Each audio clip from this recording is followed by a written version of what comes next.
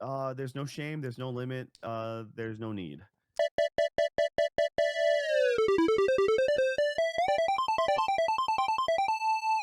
Hello and welcome to another Dead Pixel. We're a podcast about video games, anime, entertainment, life, a little bit of everything in between. I'm your host, as always, Joe, and with me, the gentleman who's gone through every Black Friday deal to give you his top 10 of what to buy. Nick, how you doing, Nick? Doing good, yeah. So, yeah, just a real quick TLDR on that. I found a miniature Dallas Cowboys helmet that's signed All by right, next, CD. next, next, next. uh, Swipe. so um, I found, I found, some sweatpants on some Dallas Cowboys Okay, new, sweatpants. new take. Here to tell us about his top 10 Ami Ami picks. Nick, how you doing, Nick? Well, we're a little bit out of season, so it doesn't really matter. But yeah, I actually haven't been on there in a little while. Um, I needed to start saving money. So, um, yeah, that place is it's not really good if you want to like save money ever. But yeah, so yeah, I actually was trying to do some Black Friday shopping this morning, and I keep buying my family like the same stuff. Like it's not like it's like same clothes or like vinyl or whatever like every year, and I wanted to buy some of them like some different things, but there's also like I don't really know what to get them that they will actually use and enjoy kind of. So I kind of go with the safe stuff.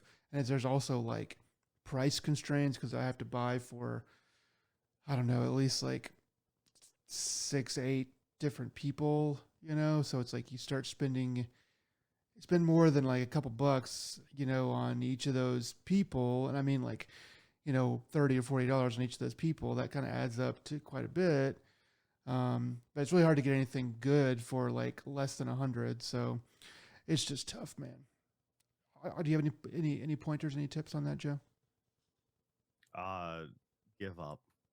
Okay. Either give up and stop resisting and just just spend money, or just don't care anymore and just like no, everyone can just go away. As far as buying for people, just choose 5 people that you choose, like that are close to you, and then the rest of them be like tough luck, you didn't make top 5. As far as for yourself, your personal collection, or whatever, like yeah, probably another limit to at minimal like our maximum of 5. If you're going to be spending for yourself on Black Friday, don't buy more than 5 things for yourself. Because if you need to buy more than 5 things, if it's not literally a project that you are in the middle of doing and all connected, uh, that's that's probably like 3 things too many that you're not going to be able to enjoy at any given time. So yeah, 5 is the max on a lot of things. Yeah, it's luckily for me, I've whittled down the family to I maybe a couple 3 households at best. It's like Hmm. this household, that household, and maybe another one, and we're like, yeah, all right, good. If you're not in that house, then tough luck.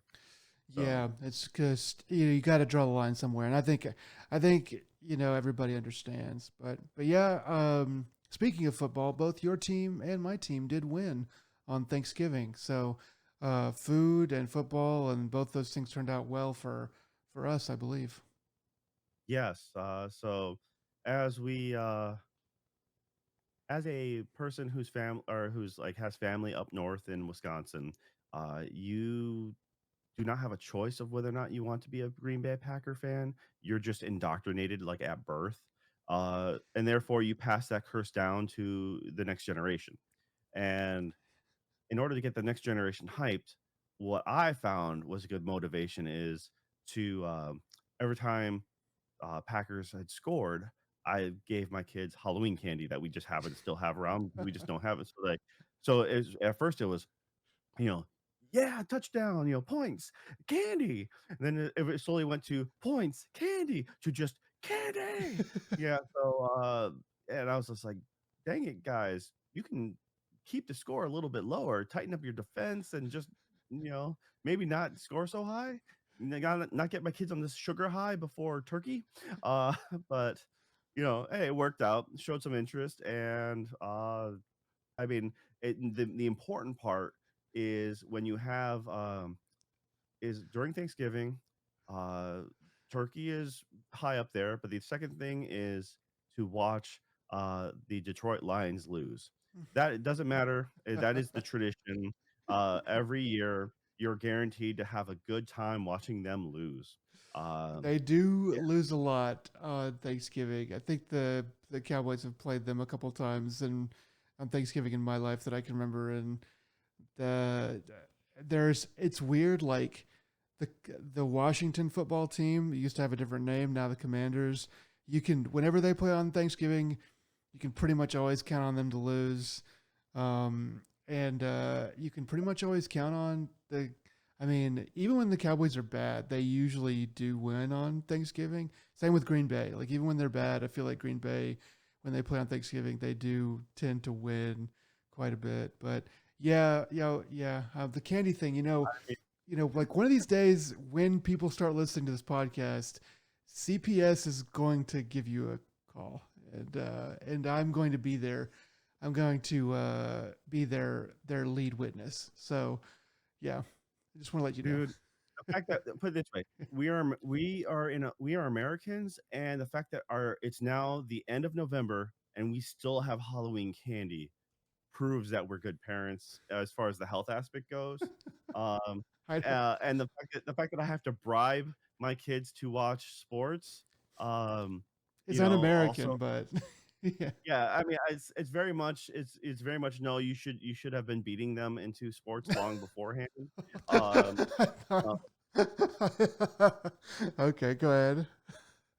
but instead I choose the I choose a subtle approach, a positive approach, kind of like it's like you gotta start with positivity, have them look at it as a good thing, a reward as it were, for getting through and watching a game that has zero interest for children. Yeah. uh yeah, it's one of those, though I did look it up and looks like Detroit has a 38 to 42 or no, I'm sorry, 38 to 45 win loss ratio for Thanksgiving Okay. with 2 ties. 2-2. Okay. So That's yeah, not so as they bad as I have thought, actually. it really Interesting. isn't. No, but, then again, I've also stepped away from football for a long time being overseas and stuff like that. So having watched being able to watch it again now and like, "Oh, yeah, this is exactly as I remembered as a kid. Lions lose. Good." Lions So, lose. yeah, and then your team just won, was it today? It was yesterday. It was right after your team won. Oh, I was cutting into a 25-pound bird at the time, so I'm Yeah. good. Yeah, it was yeah, it was I didn't expect them to win. I mean, it was the Chiefs and it was a game the Chiefs it wasn't that they literally had like they didn't have to win this game. It wasn't like the last game that they really could afford to like this game was the last game they could technically afford to lose, but you don't want to be in that situation. So I really expected them to show up and really do a lot, and and th- them boys they just threw on them, and it was a good fun. It was a good day, all in all. I must admit. Yeah. Though I did make the mistake beforehand of buying a giant F-all cutting board, Okay, for my turkey. The thing's like 2 foot by like 20, like 19 or 20 inches. Um, it was at Costco, and the thing is my old cutting board just didn't literally just couldn't, fit most. It was barely enough to make a bird, but then it'd still make a mess.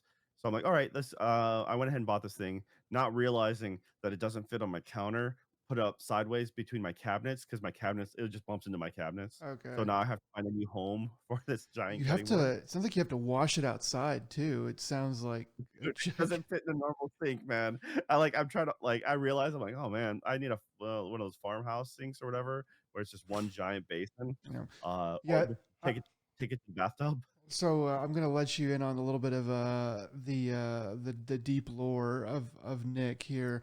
Um, I think there's very few things in life that I hate more than cutting boards that are too small or just really small in general.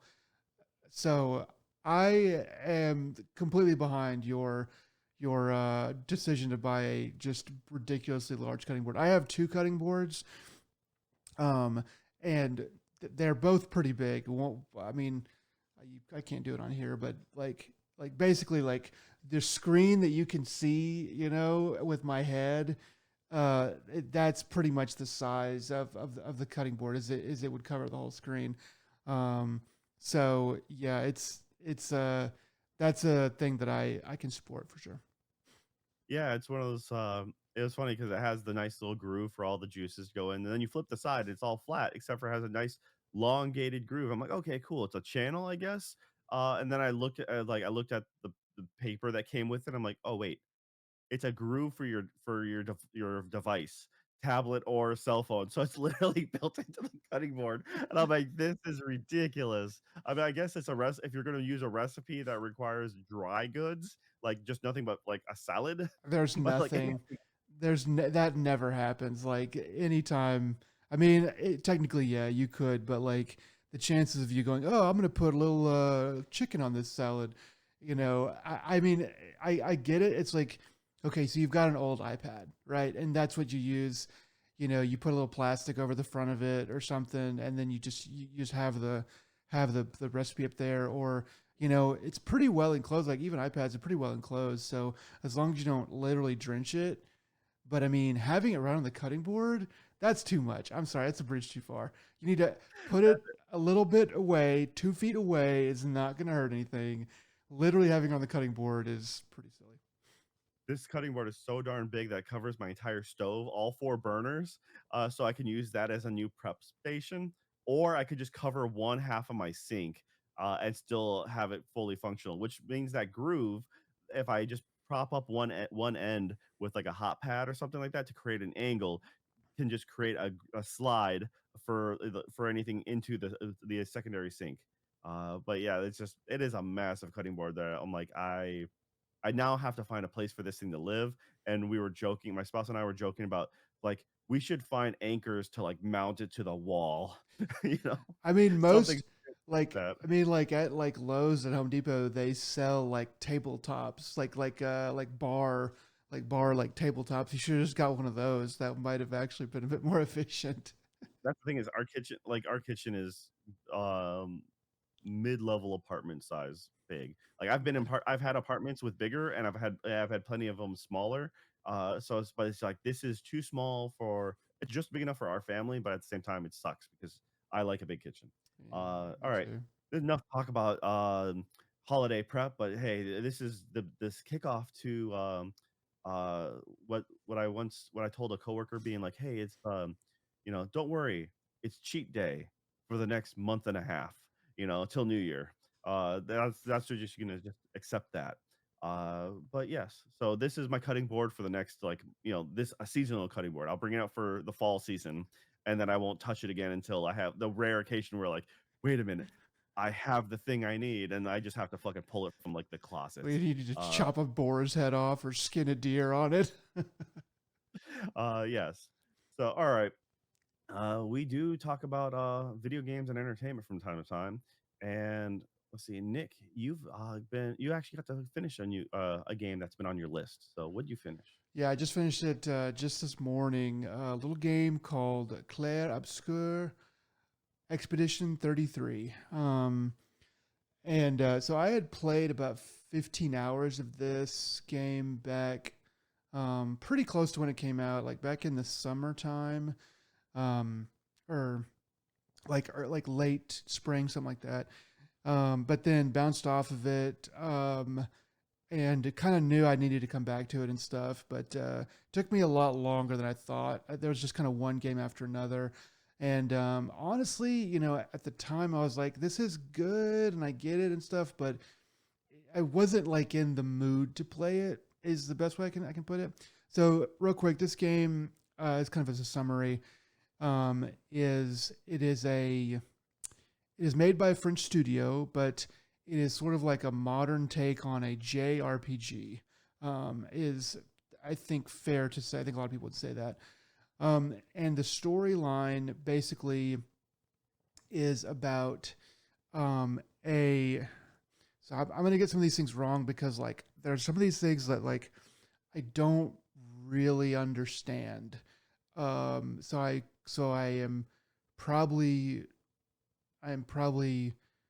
wrong, and I also had like a lot of time between the beginning of the game and between the middle and end of the game. So some of those things I've forgotten. But basically, there's like it's a Paris that has been ruined by this kind of like supernatural witch goddess called the Paintress, and the city that they live in now is called Lumiere. But it like shows like an Eiffel Tower that's like bent over and like warped and stuff like that. So basically, what the Paintress is doing is like every year, um, there's so many kind of weird things to like go in and kind of describe about this, but basically there's a countdown, and every year there's something called the gommage, which I didn't really understand until toward the end of the game exactly what that was. And it basically is like she kind of evaporates a It's certain. a mini rapture. It's a Yeah, mini rapture. yeah. So like yeah, so it's a mini rapture, like so she like evaporates like people, and so once this started happening, the people were like, okay, we got to try to stop this. And so they have been sending expeditions or like kind of like, you know, battle groups essentially to go figure out and stop whatever's going on. And so it started at 100 on this tower, and it has been counting down every single year.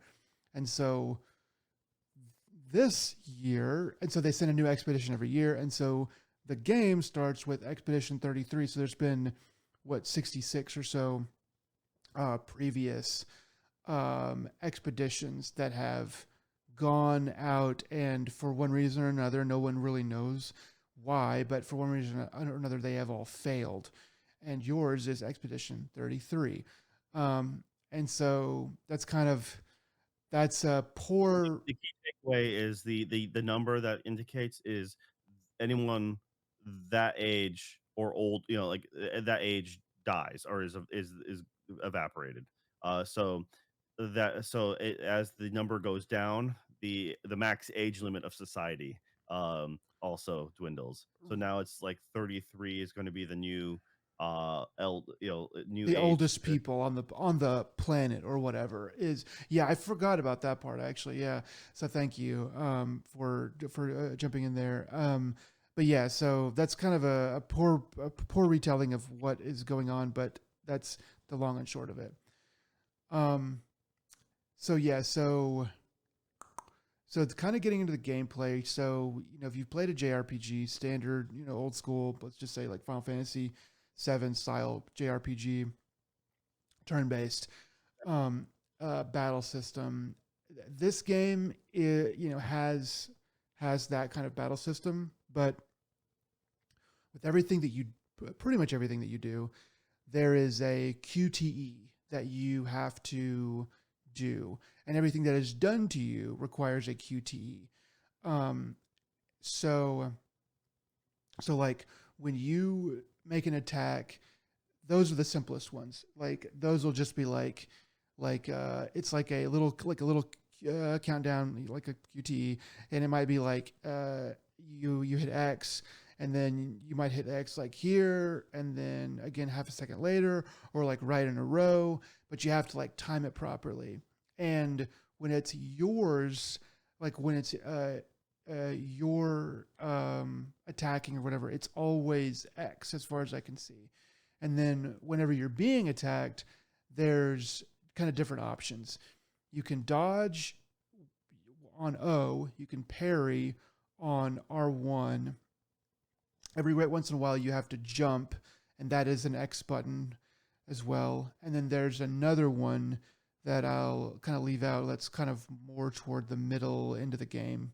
So I won't talk about that just yet. But so that's kind of how you have to interact with the game. And it's this system that I think is the most brilliant and annoying part of this game. Um, and I think part of my annoyance is definitely my own fault. Um, Taking a very long break from the game and then coming back to it was not pleasant at all. Um, so a lot of the QTEs are pretty hard to hit, or at least that's what I thought. That that especially some of the ones from the like the enemies were very tricky, even pretty early on, and they just kind of got trickier and trickier. Um, and finally, I was at this one particular boss fight in about 20 or so hours in, and I was just getting, I was having like, I was like nearly threw my controller across the room like 3 or 4 times, and finally I was like, okay, either I'm going to have to lower the difficulty, which I did take a look at probably 3 times, and and just go it that way, or I was like, well, let me look something up. So I looked up. Yeah, the screen. Yeah, look at the camera. Sorry. No, not your screen. The Okay. in Claire, it's the fact that when the camera pulls out, and it judders, that's kind of when you have to time your attacks. Yeah. So yeah. Especially the audio cue. The audio cue isn't always like depending. It's not always the best. But the audio cue is one indicator, but then there's always the screen pull. So Um, so yeah. I ended up kind of figuring out a couple things. After looking up the cue for this one particular problem that I was having, because I was like, I just don't understand where the cue is. And finally, was somebody else online had posted a video, and they were like, I'm hitting it right every time. And then other people on, this is a Reddit post, other people were like, looks like you're early to me. And then another person, looks like you're early to me, looks like you're early to me. Some other people were like, well, that looks okay to me. Finally, somebody was like, no, it's like this. And then I found another video where it was a girl who was describing it, and she was like, so there's 2 parts to it. You have to either get hit or whatever on the first part. That doesn't really matter unless if you just can't take damage, then you have to hit that. But otherwise, you can, avoid it with doing this. But the main thing that you're trying to do to avoid is the character does a thing, and that when they do that thing, that's when you have to hit your button prompt, and then you'll hit it, and you'll beat it.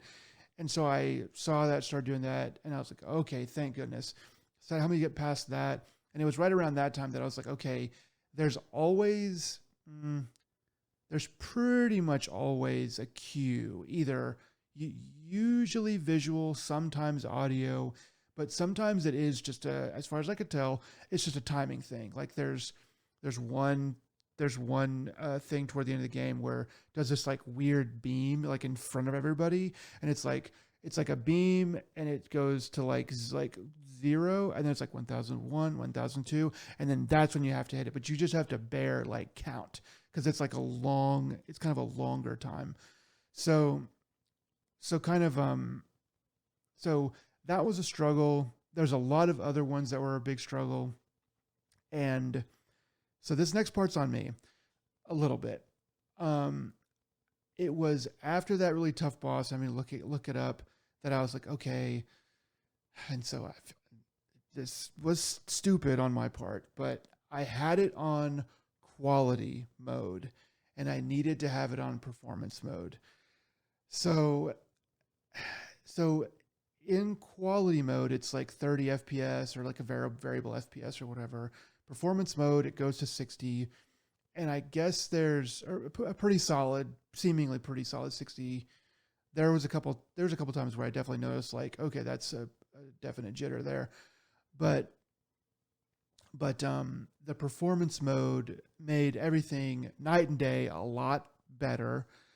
Um, and so all that part is on me, but what I will say that I think that the developers should probably do is, and maybe they did and I just blew past it all those months ago, but I think that if not an outright blocking of quality mode on the middle and higher tiers, then like a severe warning, like, hey, on quality mode, hitting the things you need to hit in this game is going to be a lot tougher.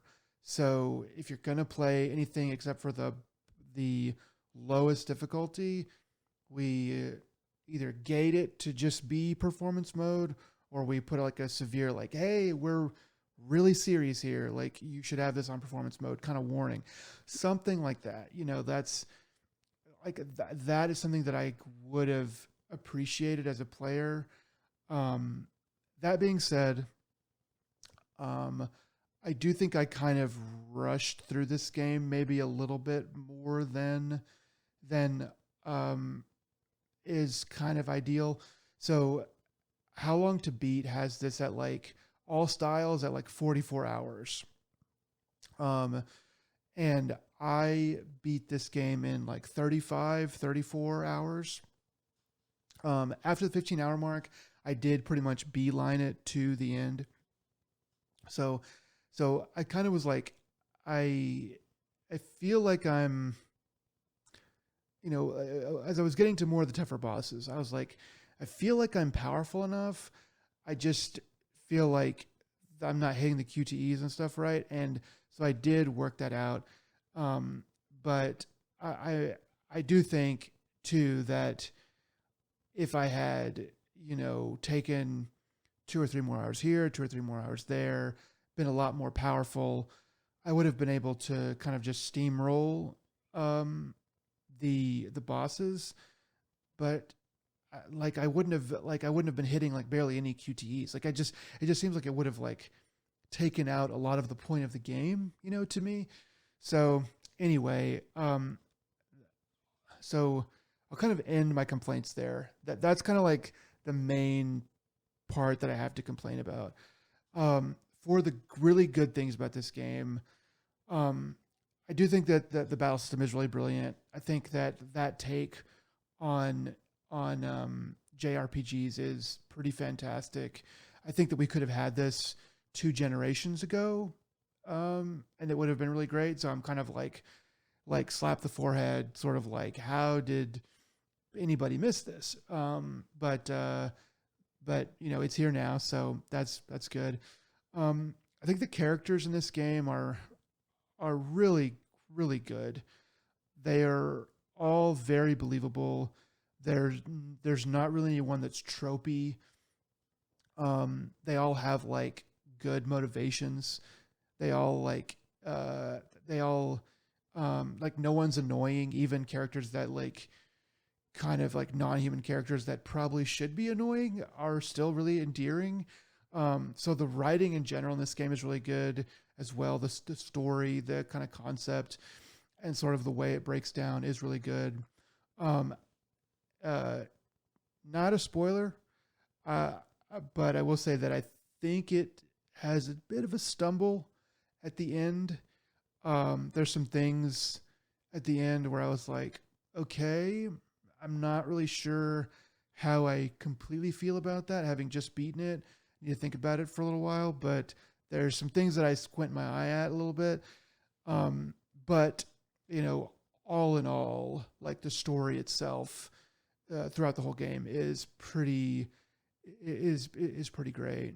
Um, that and like a lot of the menu systems for like non-battle that do affect battle and stuff like that, but things that you do outside of battle for, the menu and stuff, and powering up and leveling and stuff is really well put together. I would say that if you're interested in this game, I don't know, like don't come into this game. This is kind of obvious to say, but don't come into this game with a hack and slash mentality. This is definitely a you need to, at least at the outset, take time to understand the systems. And it doesn't really take that much time. It's not like super irritating, but it's worth it to like read everything that they give you and kind of go, okay, I'm gonna like put a little bit of investment here and really see what they're trying to tell me to do and how to do it, and kind of min max a little bit on the early stuff, for the your setup and your your layout and stuff like that, because those things pay dividends a lot. And I can just say that because, speaking from experience, I kind of was like, okay, yeah, I'll get to that. I'll figure that in a minute. And it wasn't until I got to like the middle of the game where I was like, okay, let me read what this actually does. Okay, let me read what this actually does. Okay, oh, those two things like work together. Okay, this is actually okay. Now I can really start to like do like big damage and like see how it all works. So, yeah, I think that's some advice from me that I would give if anybody decides to play this that hasn't already. And then I got yeah, a question on that. So how have is this the first time you played an RPG that has this kind of game mechanics um, for the combat slash defense portion? You know, I've never fighting and stuff like that. I've never seen I've never seen one that was like that was quite like this. I'll say that Legend of Dragoon back in the day had a very similar system, but it was only on offense, and it was definitely different. It was definitely very different. But that's the closest thing I've ever seen that reminded me of it. Yeah. Okay. Yeah, because this is the whole thing is this is like a love letter to RPGs as a whole. From the fact that they were ecstatic about their overworld, which in the end really works for it. But like the actual combat, it's like I think one of the earlier Final Fantasies, maybe 4 is the one that might have started kind of this in my brain. But I know Mario RPG is the one that really ingrained itself to my knowledge, where you get additional attack boosts when timed correctly, chain combos depending on skill sets. Like Mario has a jump ability, where he can if you time the landing just right, you can just chain pretty much an infinite combo of jumps based off of that. So you can just tack on the damage. You can either negate or nullify help alleviate some damage depending on receiving when you timed it just right. Which then for Mario RPG went to the Paper Mario series and Mario Luigi Superstar Saga series. I think Shadow Hearts did it as well, something a variant of it, just like Dragoon. And so one of the early 360 indie games was Penny Arcade's Rain Slick Precipice of Darkness 1 and 2. What was very much a turn-based style of this, and I absolutely love the fact that like this kind of gaming mechanics was always a fan favorite for me. Like I always when I saw it, I'm like, you had my interest. That it takes a little more effort, but most games that have ever done it that I've played, I've always enjoyed. And the Penny Arcade one was like more recent years been like, yeah, why don't they do this as much? Making it really fun. And then those two games are just pretty awesome, though I didn't get to play the latter two in the series, number 3 and 4, because and they also changed it from uh a kind of third person like map adventure to a pixel art. They like downgraded the visuals as the 3 and 4 came out. Yeah. But the games are super fun. Has the Penny Arcade humor. If people still remember who they are at this point, other than knowing their expo. And Yeah, I think they're just making all the money off of the expo now. yeah, exactly. So I mean, uh, so yeah, this having this as their main combat mechanics was ingenious. It was like, okay, cool. You guys have, that's when they're really passionate about what they do, and the amount of broken builds you can do on this game is asinine. It really is. It's like you're seeing people just do nines all across the board, you know? It's just like uh the you can spend as much time in the game as you want, or I think one of the fastest speed runs I've seen was like an hour and a half. Whoa. Um yeah, it's pretty wild just to see that you can just blow past most people without a problem. Well, Like, yeah, that's something that was really good that they did is that like all like there's no random encounters. You can see all the enemies and almost all the enemies you can just you can kind of get them to follow you and then juke them like when you have some space and you can just run around them. So there's sometimes where I have like made a wrong like juke somebody, they're following me, and then I made a wrong turn and then I got cornered and then like and then I had to fight and I just kind of like nod my head like okay that's fair, I screwed up, so that's on me. But yeah, like yeah, I never played Mario RPG, and I didn't know about like the Paper Mario and stuff like that.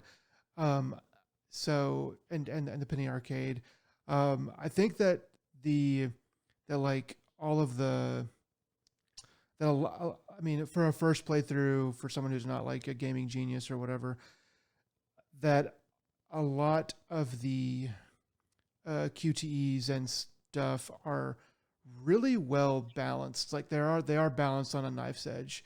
Like a lot of them could be really bad very easily. So you can tell that these guys did did a lot of quality control to make this fit right and not be kind of broken. I think there's parts of this game that are kind of small. They don't give you like a ton of characters. Like they don't flood you with like 7 or 8 characters. Uh, so like that sounds like a bad thing, but that and then like the 35 hours, which I did dawdle a bit, so I probably could have got this in maybe 30, 33 or something like that, like the 32 hours maybe. Um, it's a bit, as a classic JRPG is sort of like kind of over 50 hours is kind of the idea there. So it's a little bit short if you just like run straight through it. But if you don't play it like a complete maniac, then you are looking at probably a good 50 hours. So it's probably about right there. So all that is to say that I think that this team did a really good job of fitting what they could do really well into a really good package. And I don't mean like a tight package. I mean a like we have a, a good amount of gameplay and we have everything that you'd want to do like packed into there like really perfectly. That and like this is not a $70 game. This was like a $50 game, right? Like $50. yeah. So Yeah, so it's a complete package at an old school price. Uh, they and then it kind of broke a lot of people's expectations.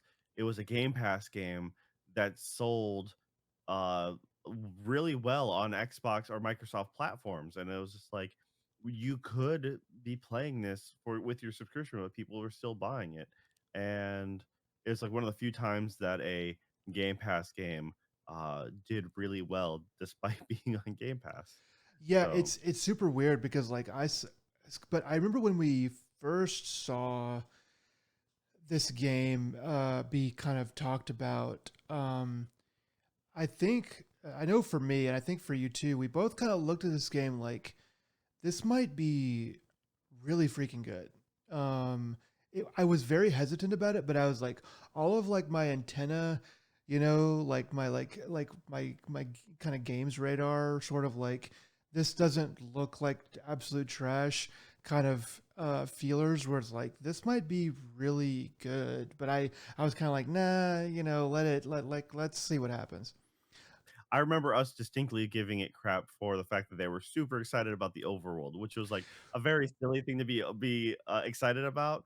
But it was one of those things that it's hard to translate in a video, and it's like when you experience it, you're like, oh yeah, okay, they did nail the feel for this, Yeah. but at the same time, it's just like I didn't necessarily miss the overworld or not having them in games, but there is a huge sense of nostalgia when it comes to it. It's like, okay, yeah, you're right. You guys like I take back my words or I take back my criticism. You guys made it feel good, so I'm okay with this. And Y- but yeah, the Well, the entire game is totally they nail all the nostalgic vibes and they set out what they wanted to do. and then like the overworlds in the old games that I remember is like they're kind of dumbed down versions of the main game. Like there are certain things you can't do. Like you might not be able to jump, or not that you could really do that in Final Fantasy, but like you might not be able to like run or something. And it's like the kind of it's just sort of like it's a weirded down version of the main game.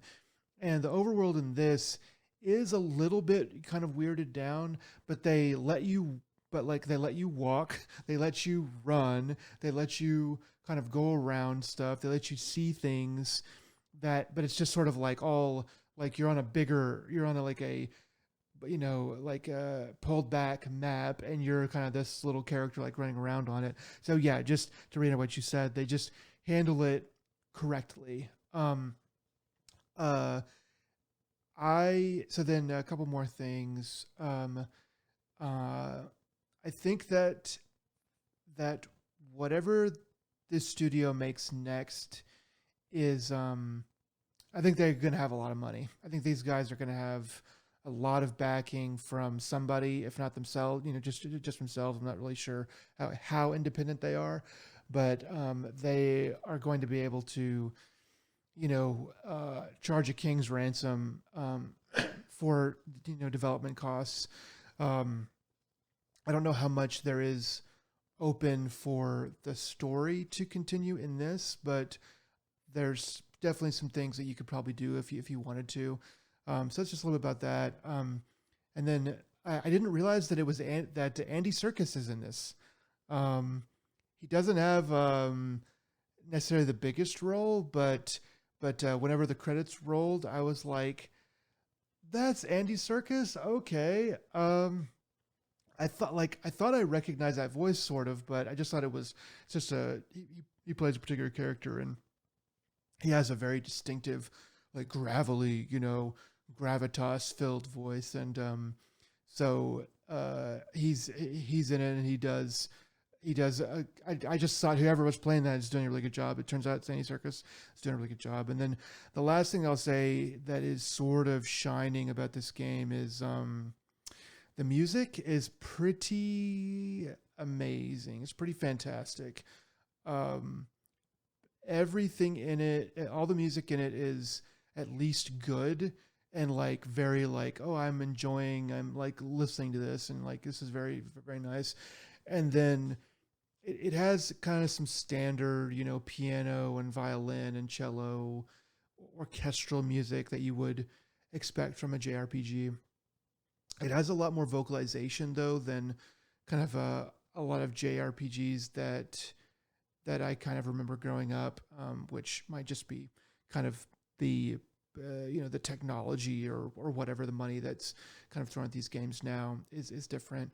Um, so there's that, but then they kind of do like non-standard takes on the world music whenever you go into battles, and they add layers onto it that you're like, I would have never guessed that you were going to add that layer, and it works so well. It just takes it like up a notch, and it's like, but it still makes sense for the world. It's not too crazy.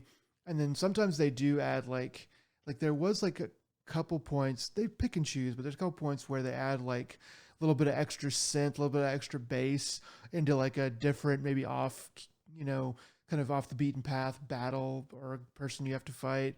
and I'm in for it. It's pretty great. I I think this is definitely going to be very high on my game of the year list. It is. I have to think about it a bit more. I have to let it settle a bit. But it's definitely, it's almost certainly going to be top five. But yeah, I highly recommend it for anybody that likes any of those things and hasn't played it yet. Even if even if you buy it on sale or you think you're going to bounce, even if you bounce off after like 5 or 10 hours, I'd say it's certainly worth getting into kind of at any amount. Yeah, I highly recommend as a old school uh, JRPG fan. If you are even curious about that kind of gameplay, totally well worth it. The stories, like I haven't finished it yet. I just haven't gotten around to being able to finish it. But what I played with it, I really do like, and it is one of the ones I do plan on finishing it. I do not plan on platinum it just because I just don't have that kind of time. Uh, but it's still yeah, it's like it is very and especially like I said, the fact that they came out at a $50 price point. I'm not sure. I haven't been paying much attention to it when it was on sales and stuff like that, so I'm not sure how low it's actually gotten. But it is really well received all around by most people. It came out in April, and it's still very much a contender for like game of the year in my opinion. And yeah, I, usually if it's that far out, it'd been long forgotten by now. So I mean, well, but I'll maybe spoil a bit of our, a game of the year show. The what is it called? The Jeff Keighley show, um, and say that I think that this game has a pretty good chance to win Jeff Keighley's game of the year. Um, Probably, if not this, then it'll be a runner up. I think, but anyway, we'll see. I don't know, man. They're gonna give it to what's that face the Split Fiction. uh fiction, yeah, because they have a huge love relationship with that team. Uh, Split Fiction, but by all means, was better than the previous. Probably the best game they've made so far, but at the same time, uh, not game of the year like worthy, in my opinion. But then again, the last game, It Takes Two, I thought was not I don't know how that. nowhere near as good as people praise that. And I played with a friend that I enjoy playing bad games with. Um, I just that game angers me so much that it got so much love. It's And I yeah, like I mean, you play that game and you're like, I mean, I guess I don't know. I feel like playing that game before it was game of the year. If I had done that, I would be like, okay, fine, okay. But like after playing it after it was called game of the year, you just gonna go, okay, well, let's see what this is about, and you're like, this is just not It's not no. even bad Oscar bait. That's the problem is, like for Oscar, if you're comparing it, trying to compare games to like Game Awards to Oscars, movie awards, you're like, you could tell certain things are made for awards, as far as movies are concerned. Period And you're like, piece, yeah, old Hollywood. Yeah, but at least the Oscar bait still hits a certain quality threshold on average. You're like, okay, at least it's a certain caliber. Um, it may not be what really should win, but it still is up there. I still don't think It Takes Two is, and I'll fight anyone about that. Um, anybody that says so that. it's what's that? Split Fiction better. It is better. Okay. It was way more of a game and way more entertaining. Uh, but that's it. Anyways, yes, Expedition 33, uh, awesome game. And if you don't have the time to, if you just can't have the time to spend that much time in an RPG, Games Done Quick does a good run of it too. So take a look there. I think it's like I think they do a couple of them, but the one I remember is like a 2.5 hour run. Mhm. So, Wow. and the guy talks about it as he's playing through it and stuff like that. So it's pretty well done. Yeah. All right. Cool. I'm glad you got around to finishing that, and now I have to kick myself in high gear to make sure I finish that too. Uh, all right. For me though, on the other hand, I got around to playing a new multiplayer game with a buddy of mine, and it's an old, well, now it's a little bit of old board game turned video game, Gloomhaven. Uh, for for those don't know, this is maybe I don't know 6 years ago, maybe 7 years ago. Gloomhaven kind of broke onto the scene of the board game world, being super popular because it was super big. It was like a really full-fledged game. Uh, the box was just tabletop size, massive, thick layered, densely packed. We're talking something along the lines of it is a type of game where everything about it is kind of a mystery. And you're kind of meant to mark it up and destroy it along the way is the kind of the weird thing to do. So it is a video game in a box. They gamify a lot of things. They even gave you achievements for accomplishing certain things and stickers to put on your map and as trophy awards as you come across. Uh, the you have I think a starting set of I think maybe I think maybe 8 characters originally, and originally in the game, you're supposed to blindly pick them. You don't get any flavor text about them. You just get an emblem. Like that emblem looks cool. Let me just blindly grab this person, pull it out. I'm like, this is my figure. Let me read this card, information about this person. And the long and the short of it is, the game is set up as both the video game and the board, game is essentially miniatures on a randomly generated or on different dungeon tile sets, and each map has its own layout, and you kind of are building it as you play. But it's a deck based game. Your moves, you have so many cards in your hand, and it's freaking hard. Is just what I'm gonna say. It's just stupid hard. Uh, Everyone that I've ever known has always failed the first mission a handful of times. The tutorial level, they have failed multiple times. And the game is meant to be in that roguelite experience where any gold you got along the way, any experience you got, you get to restart it with that. So you can kind of start leveling up or start spending your stuff to get other equipment to make your run easier. So it's essentially meant to be played this way. It translates really well to a video game format because at least this way you don't have a giant table's worth of mess in front of you, which is awesome if you have a dedicated board game table where you can just leave it alone. You can play this game solo or up to I forget, like 4 players maybe. The problem is meeting up with people that often enough to be able to continue to play this game. Because we tried that for a little bit, and it would require us to leave the table in the other room untouched, or we take screenshots of all of our hands and photos and try to reassemble, and put them away nicely, and then pull the sets out. So having a video game of this is the way to go. And yeah, it's the thing is, I think they've taken the criticism a lot of people have had about how hard it is, and they've tweaked it to with an option setting called house rules, which in other games would be considered like accessibility, like to make things kind of easier. They'll give you their recommendation for like what might be the original rules, and then they'll give you like a recommendation rules. And it seems like there's a lot of easier tweaks to make the gameplay a little more smooth. Uh, the game defaults on easy.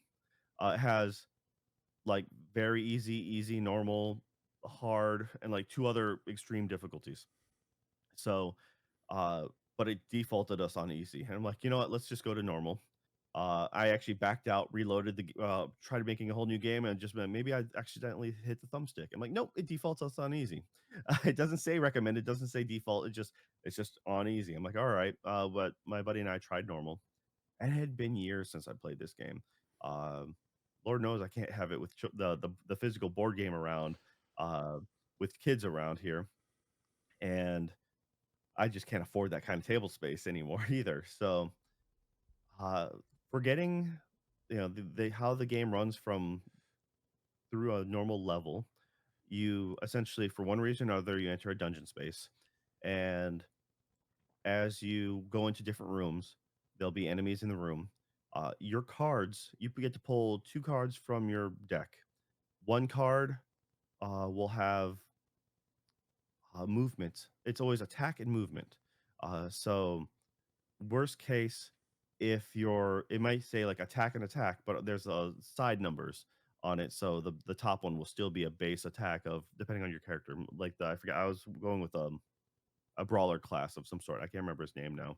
Uh, but he had a minimum of attack of 2, movement of 2. So no matter what I do, you can always default to those. And there's a bunch of rules that you should play the tutorial before you play with a friend. Because if you don't, you will then spend the entire game being like, "Oh, that's right. There's this, that, and the other thing." And my buddy and I completely tanked the first map without even trying. We made it very not very far, and I'm like, "Why do I have like?" My buddy's like, "I have like almost no cards left." I'm like, "How is that physically possible?" And he's just like, so it turns out when you pick your first card, there's a number in the middle. That is your attack order. Like think about it from one to 100, and that number is your initiative roll. The lower the number, the better. And then your enemies will also have an initiative roll, and so that will determine who gets to, in which order you attack in. You don't have to use that card first, but the lower number is the number, or the first card you pull is like that is your attack order. And knowing that will also kind of it's a part of the strategy of how you play. Um, Look at your cards carefully. They might be a little emblem where it looks like it's a card on fire, meaning if you use that particular skill, that burns the card. Um, so you have health, but the other kicker is you in order to take a short or long rest will give you some health and lets you choose which card to discard. Short rest will give you a better attack um, order because if you take a long rest, you automatically take a 99 to initiative and Mm. you go dead last. But that'll randomly get to discard one of your cards. So So I have a quick as question. Are you playing yeah, this? You're playing the actual board game version of this or the video game version of this? so the video game of this is the board game version essentially. So this is the video game version plays almost the exact same way. It's actually pretty amazing. So the problem is your deck in your hand. Once as you're burning through cards each turn, or if you're using a skill that burns the card, by the time you can only draw 2 cards every turn, and if you can't draw any cards left, you don't get to reshuffle. You die. Mm. You map out essentially. So that's how my buddy burned through most of their deck before the second rest. Before like normally you'd have to rest the second time. Like they just burnt a bunch of cards that they didn't realize the skill was for burning. And I forgot that was a thing. And then until I looked at my hand, I'm like, oh yeah, dude, I have like three or four burnt cards. I only took one long rest. But yeah, they make it pretty easy to do this in game. The translation works pretty well. The There's a few things that kind of don't work flawlessly, but as far as a video game adaptation of a really heavy, really complete board game, I'm not complaining about this. This is surprisingly well done and not I wouldn't say it's my most preferred way, but Lord knows it's like not having to deal with that mess. And if you can't play with someone in person, uh yeah, this seems to do everything right. I mean, this game also has like during when you travel from location to location, like on an overworld, you would go from one city to a dungeon or point A to point B. You have random encounter chances of events that just happen. You're just like, hey, you ran into someone and they're trying to sell you something. It looks kind of sketchy. Do you want to sell for like 10 gold? And then you can choose to do that or not. And if you do that, then there's a little their flavor text. You may get something cool, you may not. Um, like you see something crash and you see something on fire in the sky and it crashes in the distance. Do you go to check it out? There's a bunch of these little fun things. So they really gamified. So it's a board game that's modeled after a video game RPG system. Mm. And now they made a video game based on board game based on video. So it's very Street much Fighter the movie, Street Fighter 2, the video game, the movie, right? yeah, it's an Ouroboros of the snake eating its tail game, game made. physical made game again. And honestly, I think it's a fun play, but it's a big time sink. You're not going to make it very far all the time, and it's very much worth my 2 cents is play the tutorial, get to figure that out, play a map or 2 by yourself, because you can't do the tutorial with a friend. The moment you do tutorial with a friend, they're like, "Warning, tutorial will be, like, disabled." I'm like, "That stinks." That's, like, one of my only things I don't like about it. Um, so then it requires you to stumble over with a friend. Also, when you're selecting you can play up to 4 players, 4 characters in game. So you can choose to my friend and I just chose to have 1 character each. And next time we play, we'll probably add in 2 extra characters. But the originally when I tried giving them control of their character, I invited them to my hosted game. I was using the D-pad to control and to move around, which was no problem until I tried selecting the other character to give them control. Like, dude, it's not doing anything for me. I don't understand why. I back out, go back in, get quit the matchmaking, reload the matchmaking, try it all again, and then I messed around with the thumbstick, the left thumbstick. I'm like, oh, all right, you let me do every other motion with it, but I can't select the other character to give to my friend. Be like, I am, mapping that person to you now. I can't do that without the thumbstick. That's foolish. So I thought that was, I mean, like I wouldn't have this problem with the mouse. And that's the thing. This game's on a lot of platforms. It's on PC, Xbox. No, I'm sorry. I don't think it might not be on Xbox. My bad. It might just be in PlayStation and PC. Uh, so I saw it on PlayStation. Yeah. Yeah, that's the thing is it's on PlayStation Plus extras, and that's kind of what the cool thing about it is. If you already have extras or more, uh, honestly, we don't mean to harp and sound like a PlayStation podcast. We used to sing the praises about Xbox quite often before they started tanking their stuff. But Game Pass, that's the thing. Game Pass was awesome back in the day.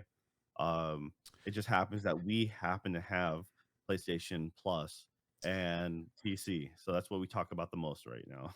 Yeah, I mean, like without getting into it, too much, it is I mean, like like PlayStation just kind of has what I'm looking for in kind of all the categories right now. It's not like they have everything, but they have kind of the lion's share of each of the things. PC would definitely be way up there for me, but I just find a console, just grabbing a controller, playing console on a couch is and you could I could play PC games on my couch and stuff that too, but it's not quite the same, so yeah, that's probably a longer story, but yeah, we do kind of talk a lot about PlayStation, but there's reasons. Yeah, and that's the thing is I think that a game like this is especially when you don't know a lot about board games or if you're not but as a multiplayer game, I think this is kind of a good way to play, good way to get in. And it translates very well. Plus, once again, the original game was like 100 something dollars for the board game, that is. Um, so this is most definitely a cheaper barrier to entry. And yeah, that's it, man. Gloomhaven, a fun board game, done video game, less mess, more streamlined as far as that's concerned, and probably my preferred way to play it because I just don't have enough time to set up and like I said, Dude, it's I've just I've seen pictures of Gloomhaven like all set up and stuff, and it's like it's insane. It's an insane amount of just stuff on the board. And I've heard people, I feel like I heard someone say like you need to like set it up in a place where you can leave it for like a week, because either that, I mean, because even if you play or like, it's like a whole weekend, because you're gonna have to play like a whole weekend in order to complete like a full game or something like that. I maybe I'm talking out of school, but it is pretty it wild. takes you much it takes you much longer than that. Yeah, there's a ton of things to do. They have every character has a personal objective that they can complete, and it's all randomized, or a lot of stuff is just random card based. So like you have a deck of cards, pull them out, pull 2 cards, and like, hey, in order to complete your character's like storyline, uh, you could choose between, I don't know, killing or doing X amount of quests in a certain region, which, especially if you don't know the game, if you're just starting out, you're like, I have no idea when that region's even going to come into effect. Or the other card being like, collect 200 gold in hand. And they'll give you a whole flavor text of why you're kind of doing it.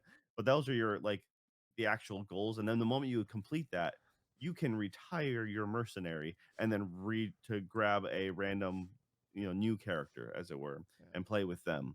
So it's kind of a unique setup that way. There's a lot of versatility. The they did make a more the thing is, a lot of these quality of life things I was talking about, where it's a little more streamlined. I think they got that from the kind of standalone game. It's Jaws of the Lion, and that's much cheaper. You usually find that, or you used to be able to find that at places like Walmart and Target and stuff like that. And it's like a card based. It's scaled down deck format, like a much smaller box. So that is, I think they took those rules because they learned from the big game. They made a more streamlined, smaller version, softened the rules, and from there they also have the newer version called Frosthaven, and Mhm. I remember when that went on Kickstarter, like just before COVID, around COVID, I forget now. I just remember, oh, that looks really cool. That'd be pretty good to get into. I don't play my old one enough, and I'm not gonna find another spot for this giant box. It's like it might as well be a PC tower. It's just like it's a pretty big box. Yeah, Yeah, for like having board room. games, like you kind of have to really, you kind of have to be in that world, and it's sort of a thing you have to be doing regularly, and kind of get a group, of solid, people who want to play and who want to play board games, want to play all the time, and who are also like go along to get along. It's sort of it's it's kind of a thing. Like you can't. I mean, you can do other stuff, but there's definitely like a okay, we're board gamers and we all play a lot of board games. That seems to help the most. Yeah. All right.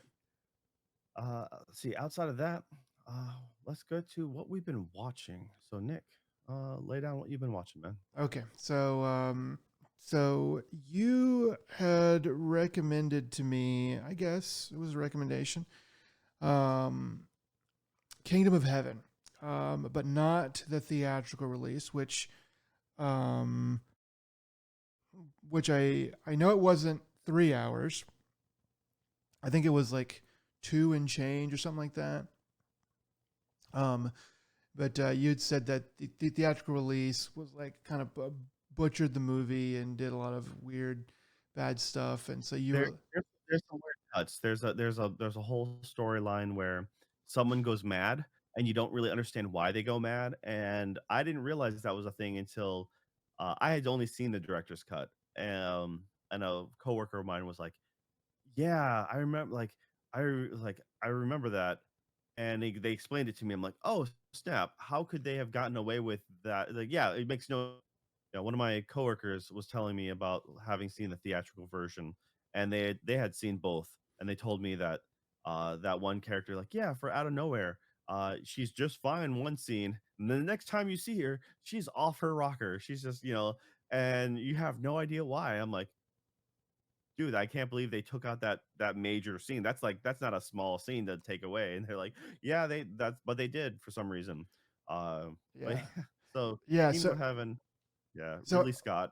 yeah it's Ridley Scott, and Kingdom of Heaven is it's for anybody that doesn't know really what it's about, it is set in the Middle Ages. I forget exactly which year, but it's about the Crusades. Starts out in Europe, and then the main character Orlando Bloom goes down to Jerusalem and does some stuff, does some fighting, and kind of gets involved with all that. And I'd always heard that it was like one of the most historically accurate movies, and I don't like I heard that about that, and I heard a bit about heard that same thing about the Alexander the Great movie that came out a while ago.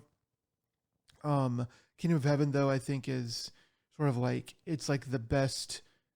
It's like the best movie that is also historically accurate. It's something like that.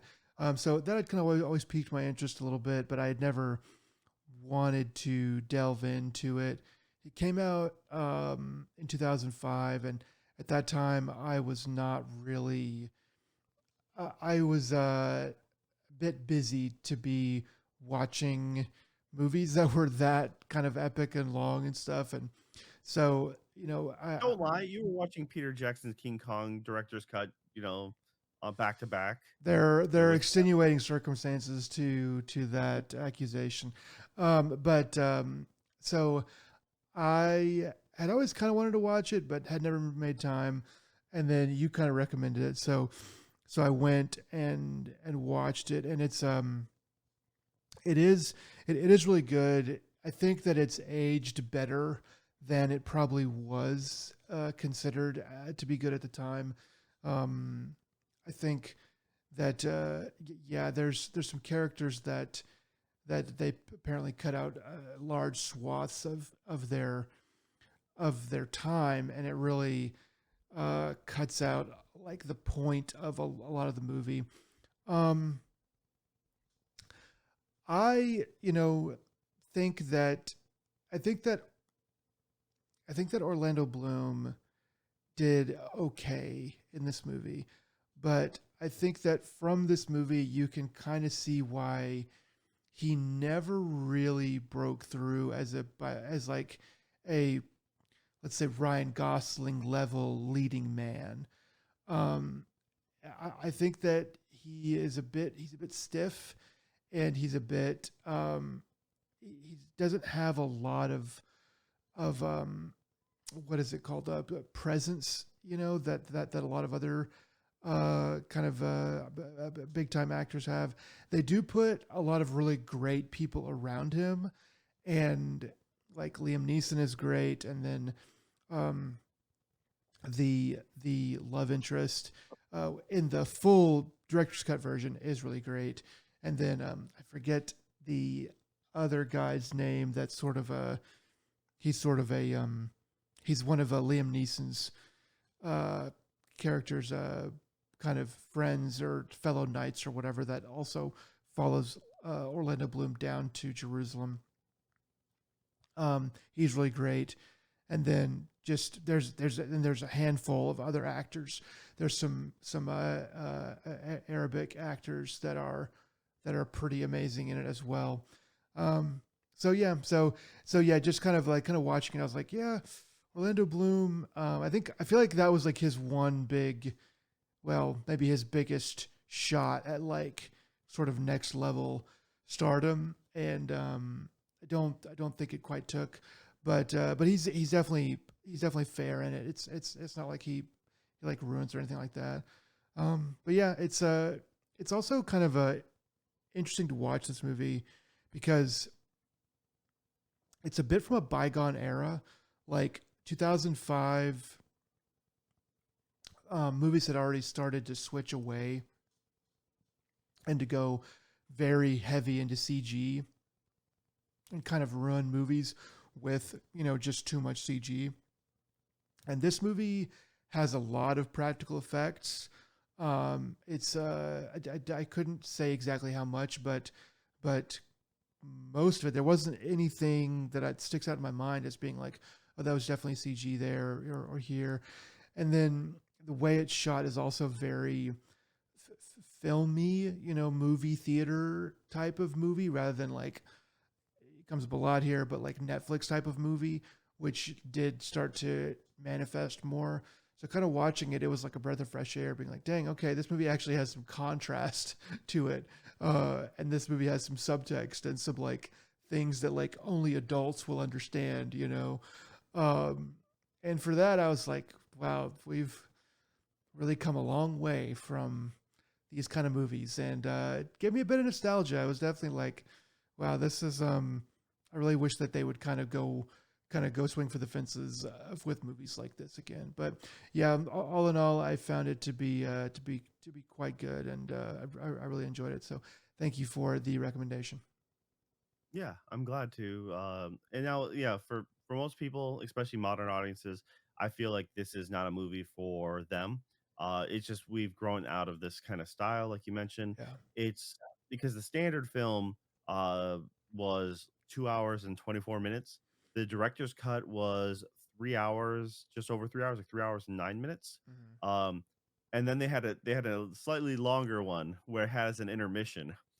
So and then so that becomes like I forget now, like 3 hours and like 14 minutes or something like that. Yeah, So like the intermission is sort of the death blow to any kind of box office success, and that's why Peter Jackson always wanted to avoid that for the Lord of the Rings, even though the best versions of the Lord of the Rings are like the 4.5 hour versions of each one of those.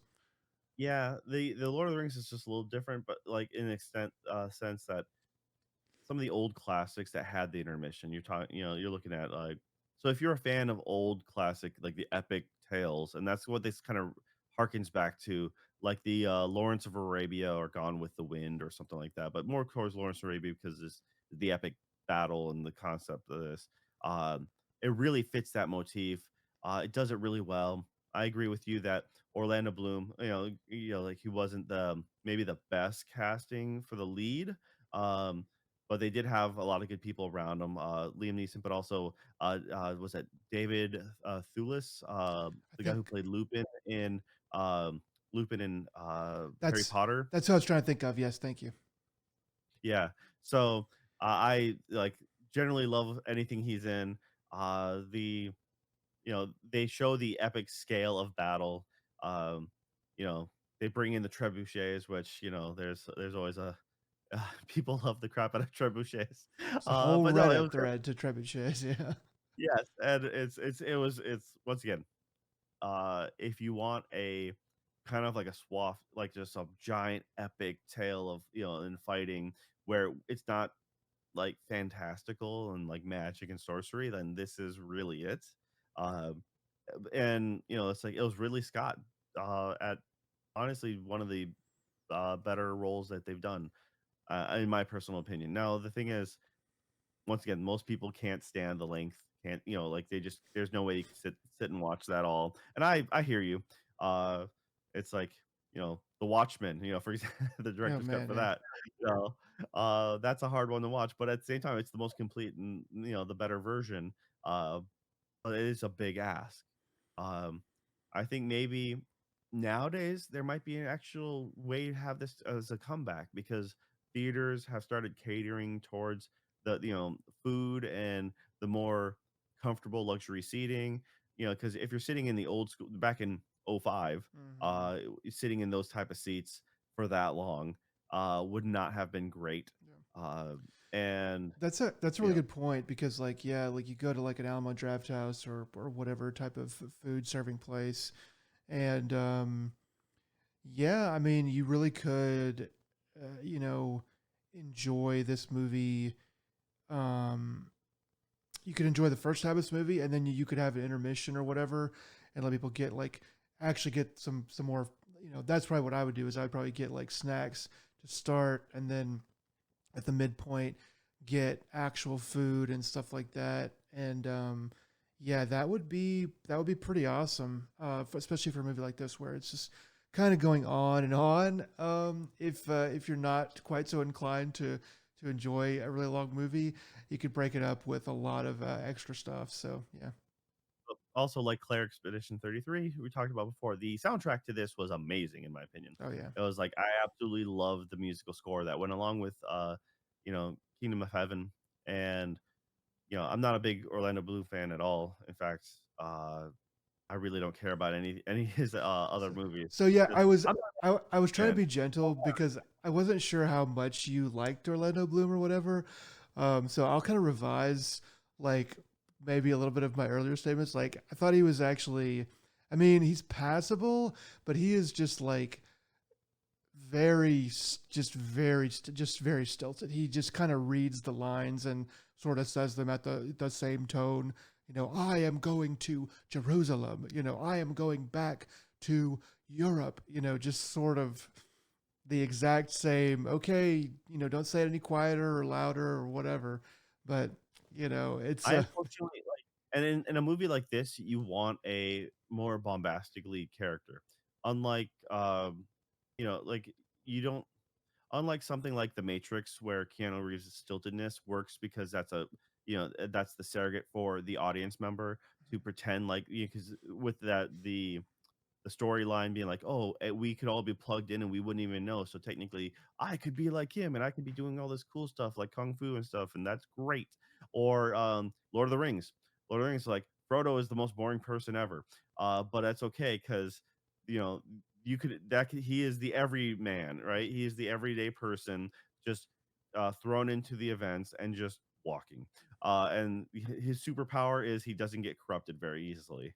So yeah. that is all, and then, like, but you can kind of envision yourself being like, "Man, that would suck," being that person, just being like, "Now guess what? Because you have a tolerance, for this, essential radiation thing of doom, go forth and get rid of it." Well, And it's just like, "Okay." I mean, and Kingdom of Heaven is kind of written in that same way, where it's like, Frodo's job was just to put the ring on a string and put it on his neck and then walk toward Mount Doom. Like, that's his whole job. Whereas, like, every other character is like his football analogy, his O line, his wide receivers, his running back. He is just like completely just one job. So there's not really that much to really tell exactly, other than kind of some of the fights that he has along the way. But and Kingdom of Heaven is kind of like that too, where Orlando Bloom he's kind of the hero, but like he's still too small of a. I mean, he's a blacksmith. Like, he's still too small of a human being in this gigantic political, geopolitical struggle to actually have much of a believable effect on, world politics. So in a way, it is sort of like, yeah, he kind of does need to be a pair of trousers to take us on this adventure. But it still would have been nice for somebody to use somebody that has a bit more, just like, Clint Eastwood, like not saying anything but still doing a lot, or yeah. So it's a tough conundrum, I guess, but I think that the movie is still good, either way. Yeah. Well, anyways, it's one of those things that I feel like it's good to have under your belt to have seen this, and I'm glad you enjoyed it. I Once again, if anyone wants an old epic, that's what I'd recommend as an old modern epic. All right. I, on the other hand, have watched something that I will recommend that people don't watch. Um, so I meant to talk about this a while ago, kind of forgot about it because I absolutely just did not like it. It's Gnosia. It's an anime that is based. It makes more sense also when you realize, oh yeah, it's based off of 2019 Vita, uh, you know, game where it's a visual novel. Uh, the This is being dubbed in English as well, so you don't have to suffer through it completely. You can second screen this thing. Uh, the art style is vivid and it's unique, which is at least something positive to say about it. And you're either gonna love it or hate it. I think more people will like it if they don't have as much experience with this genre or this kind of style. And what that is the story is set in a spaceship where there's a certain crew that is awake, and everyone out. The most of the ship is currently like in suspended animation, like frozen sleep. Um, they wake up main character so they can have an odd number of people, so they can vote each other individually to see who's the imposter and the alien uh person, and they have a magical computer system that says, hey, we have an alien on board, we just don't know who. But the moment you freeze somebody, we can tell if the alien is gone. But that doesn't make a whole lot of sense there. So essentially, it's Among Us. Mm, For modern audiences, this is the game. This is Among Us, like type of game, and they actually refer to it in the anime as the werewolf game. okay. Yeah, So, pretty much and it. I'm Yeah. like, and it's yeah, it's so my tolerance for this is not at all. I just think it was dumb as hell to begin with. Um, but yeah, I decided to continue watching it because just to see how much better it gets, but it doesn't really. It's once again, if you're into this and you think you can find the mystery or whatever, I feel like it doesn't give you enough information to make it warrant a real mystery. So take that as you will. Main character wakes up, meets his people. People's some people's talk cryptic to him. He makes his vote. Oh no, the last person remaining standing turns out to be the alien, and they even say their species or whatever. The moment they are left alone, that they will not take on a challenge that is like um if there's more than if they're outnumbered, they won't interact. So the moment it's the alien and the main character, then they're like, oh yeah, you're doomed. He gets killed. Then he's in a time loop now. So then he wakes up at the start of his thing, and he goes, oh, all right, what's going on? I figured out what's going on. So I'm gonna make sure that that person who killed me, I'm gonna push hard for them, and the more harder they push, the more suspicious he looks. Um, and then turns out that person wasn't the killer. The killer jumped. Now it's a different person this time loop run. Not sure if in the end it's going to be some sort of like parallel universe time jump, not like recurring time loop, but more like you're now starting the time loop again, but because by they plot twist you by episode 3. Yeah, I'm sorry for spoiling it, but I don't care. Um uh and then they're like, "Oh yeah, guess what? We're adding 2 new characters to the mix." So, I think there was, like, 4 people originally. Now they have, 6 additional members plus main character, so 7.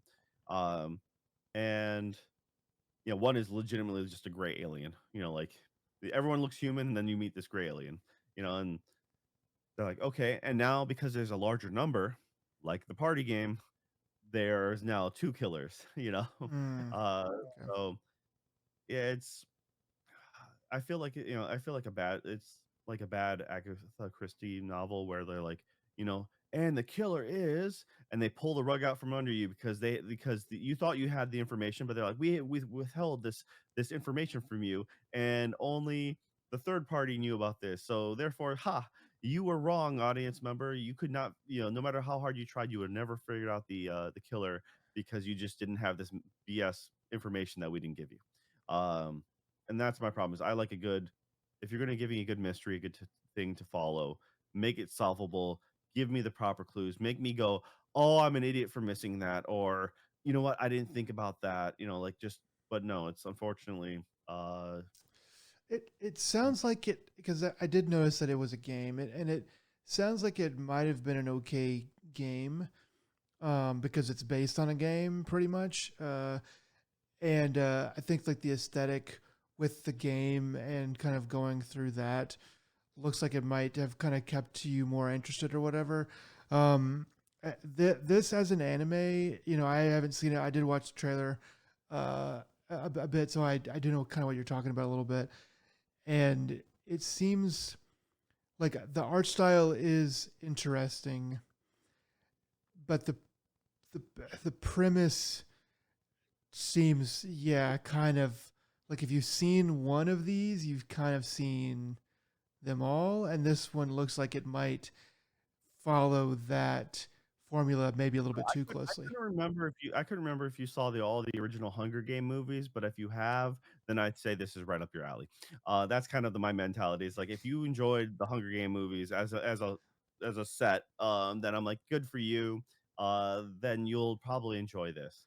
Not saying it not meaning as a slight as an insult necessarily, but I'm like, if you don't have the patience or like for that kind of stuff, or if you think that it's kind of worn territory, then that's kind of how I think it is on this.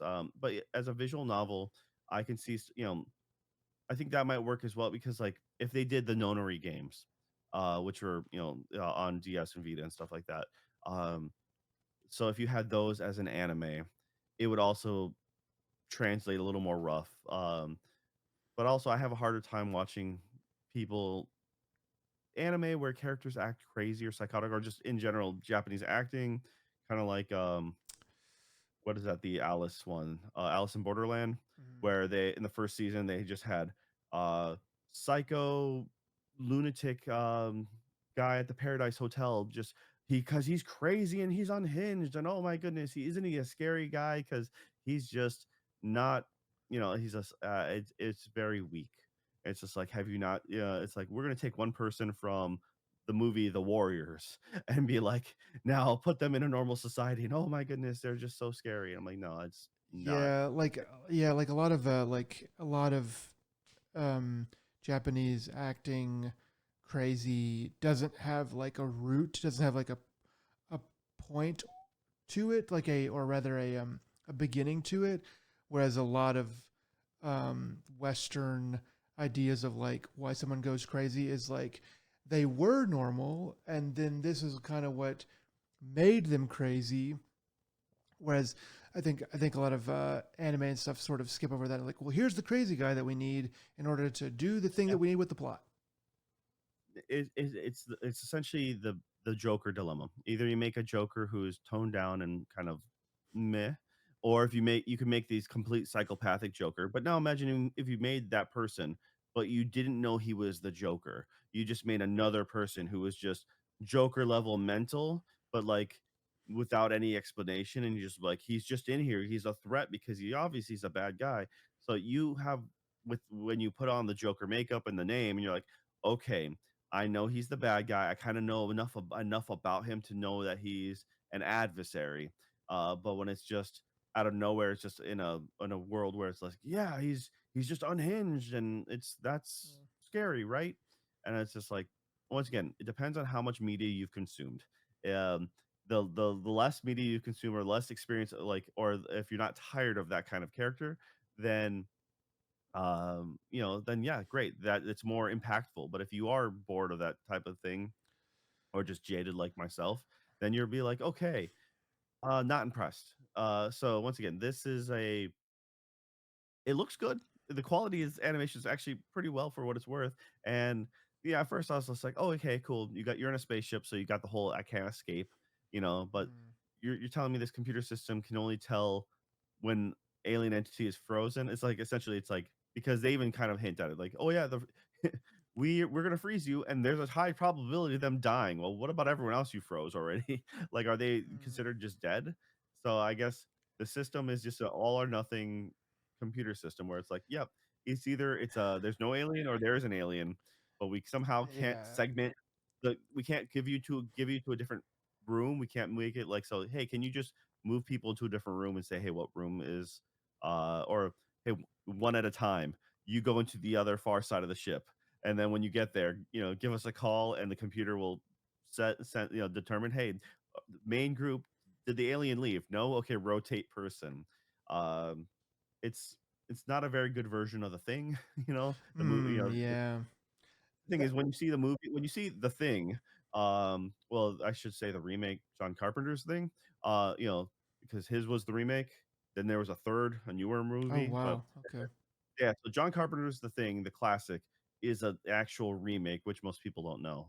Um, unless if I'm severely incorrect, then by all I means, did not know that at all. I'm like 90% sure that John Carpenter's is a remake Hmm. of something else.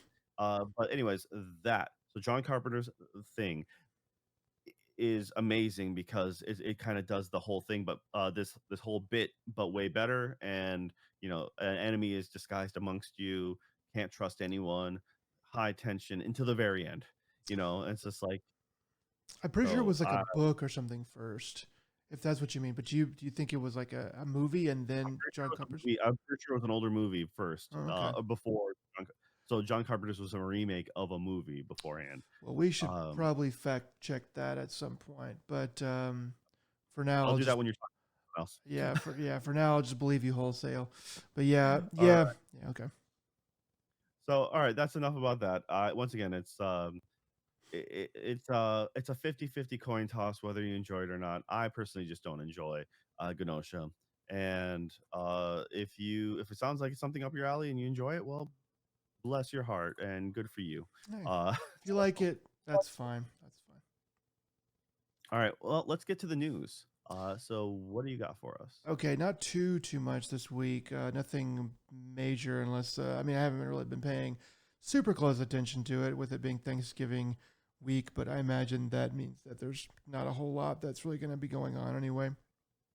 But I have a couple things here.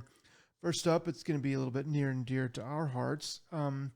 Remedy seems to have trademarked the name Control Resonant as a game. We think they just did that.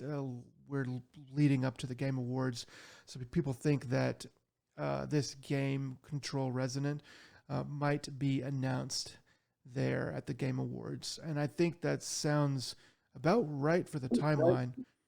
We did know that Remedy was working on the new follow up to Control.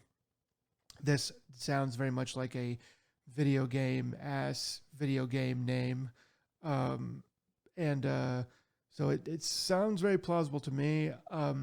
Yeah, I would be very excited to see the trailer for this. It sounds fun. Mm.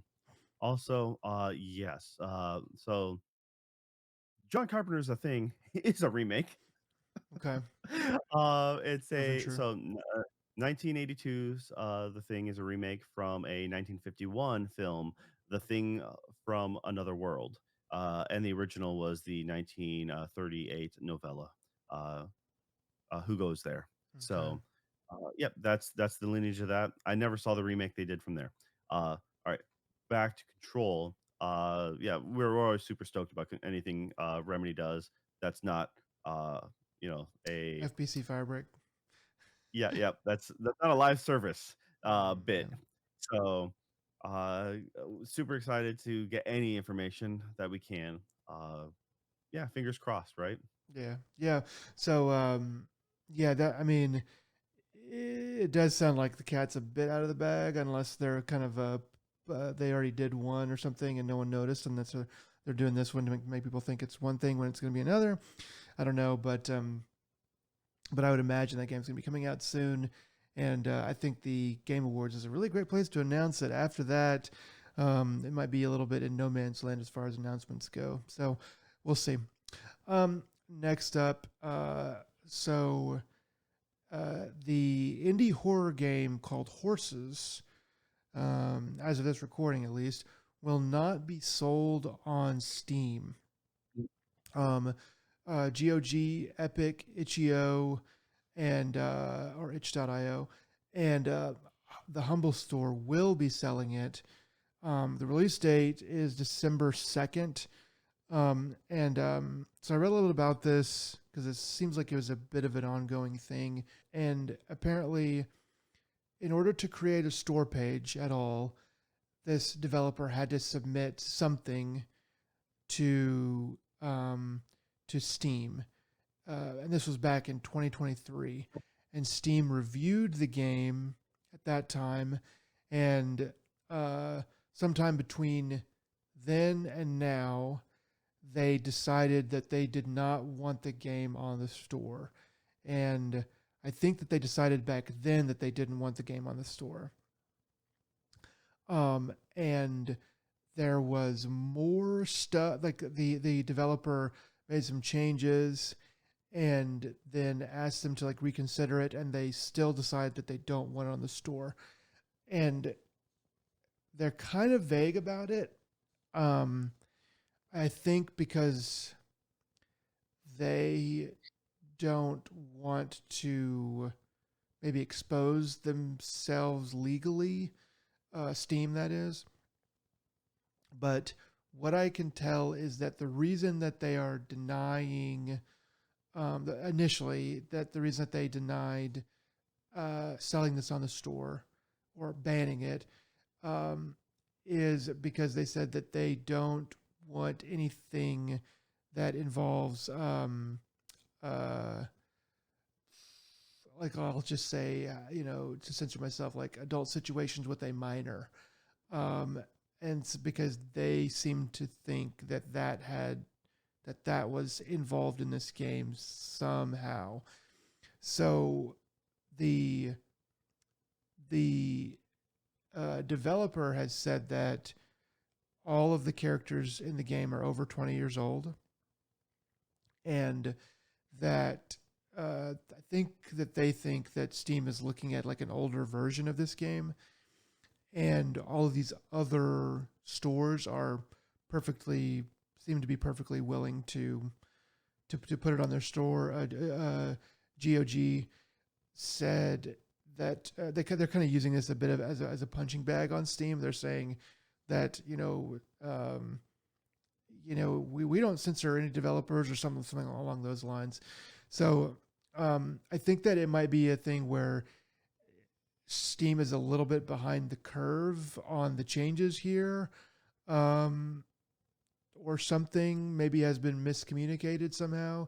Um, but uh, but it's also, I think the art writer of the IGN article that I was reading, I think that they said something about they kind of brought up that Steam has been a lot more risk averse since some of the credit card and money institutions have kind of given them a bit of a slap on the wrist for things that have gotten through because they don't want to advertise and stuff along those lines. So it might be a mix of all of it, but it's sort of a strange sort of situation, and I'm going to try to keep an eye on it. I just thought it was kind of interesting, sort of the controversy that was kind of surrounding it. Yeah, what little I saw about this was something like, uh, what they thought was probably the submission, like why Steam might have done acted the way they did is because there's a scene or like in the build or whatever where a man and his young daughter visit the farm, and the daughter wants to ride the horses, but the horses are people with horse masks. Um, and essentially, something along the lines of, I'm trying to remember exactly, but like wanting to uh, ride one of the horses, which is essentially a naked woman, riding on her shoulders, but it's supposed to, and like claiming that it's not sexual or anything like that. I'm like, that seems very suspect, and Close like, to the edge, yeah, at least, yeah. it's like, because you'd have, it's all about context, but it seems based off of just my, like out of context, it seems fetish like level of innuendo. So it's most definitely better to be safe than sorry. Once again, there was more to the original text, but I'm like, yeah, that's all I really need to know about this. I didn't know this thing existed, and you're not really convincing me that this is a great plot. But once again, it could be an old build, things can be different, whatever. Um, it'll find a home somewhere else probably. But yeah, I understand why. Um, you know, Steam would do act the way they do. I mean, they're a major company, and unfortunately, like it's one of those things that if you can't make it on Steam though, as a game developer, then you're severely kneecapped with your sales. Um, I mean, the other platforms like HIO and GOG and stuff like that, those they are okay, but they don't. You could probably take any major game and take the sales from any of all the other groups, Humble, Itch, and GOG, put them together, probably double them or even triple them, and that's the kind of sales you get from Steam, and so that's just how the marketplace is.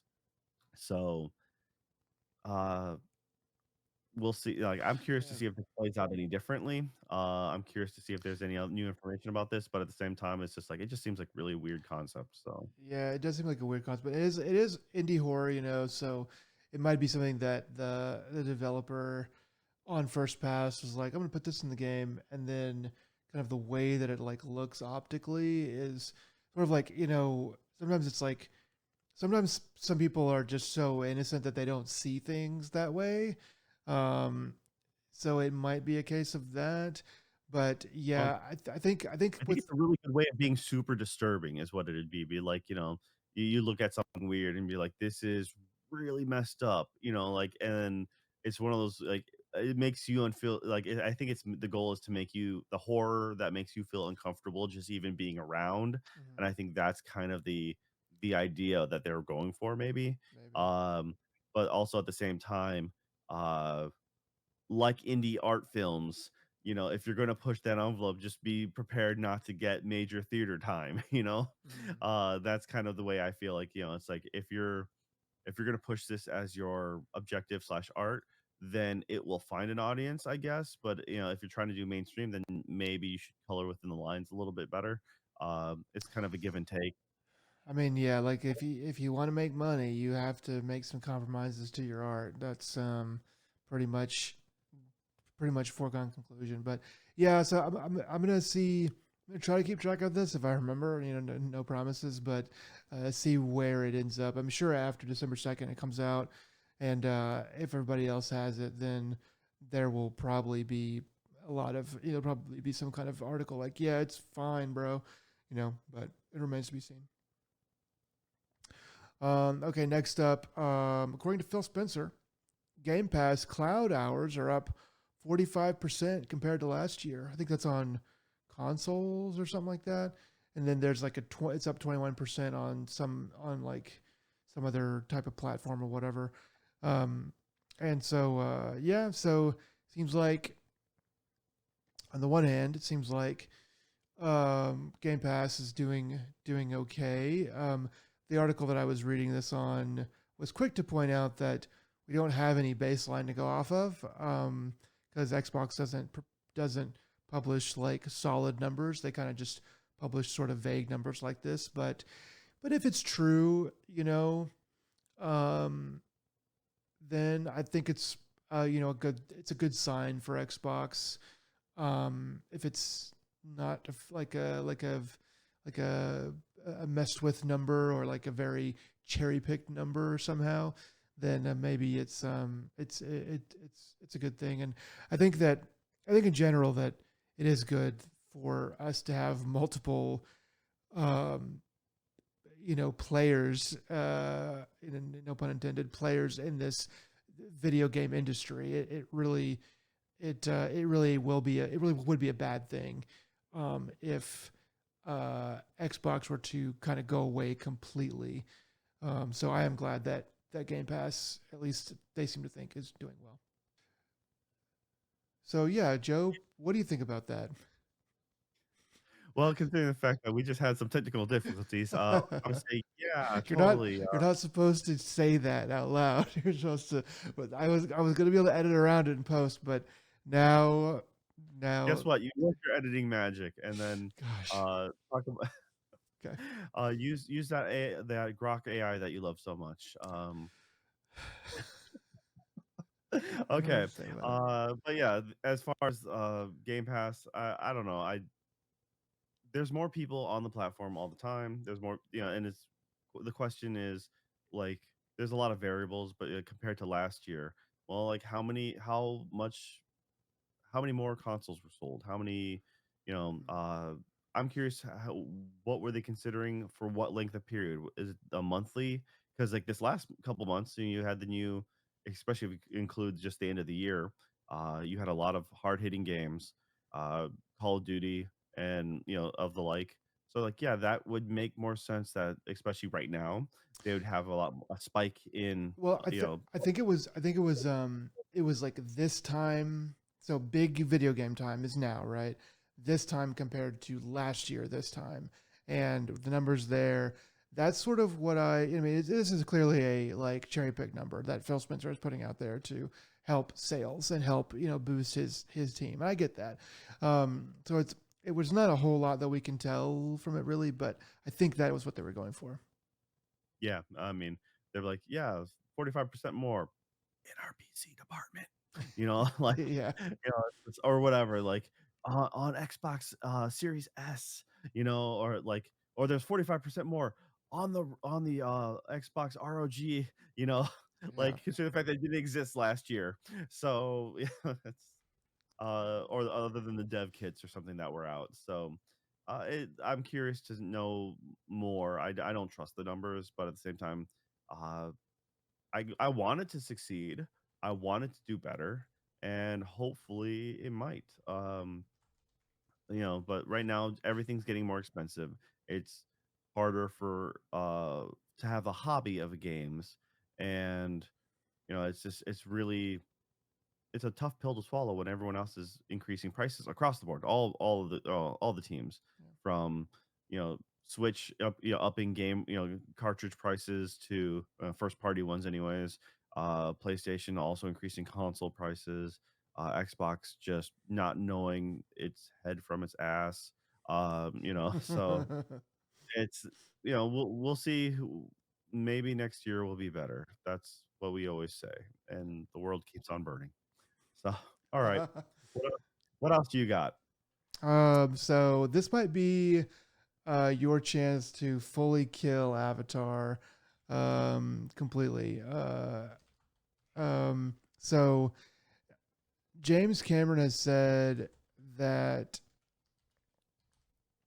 that if Avatar 4 and 5 are not greenlit, that he will write a book to finish there's like one open story thread he says for Avatar 3 that he'll just write a book to finish it out if Avatar 4 and 5 are not greenlit. So um That's all right. So that's not what I read.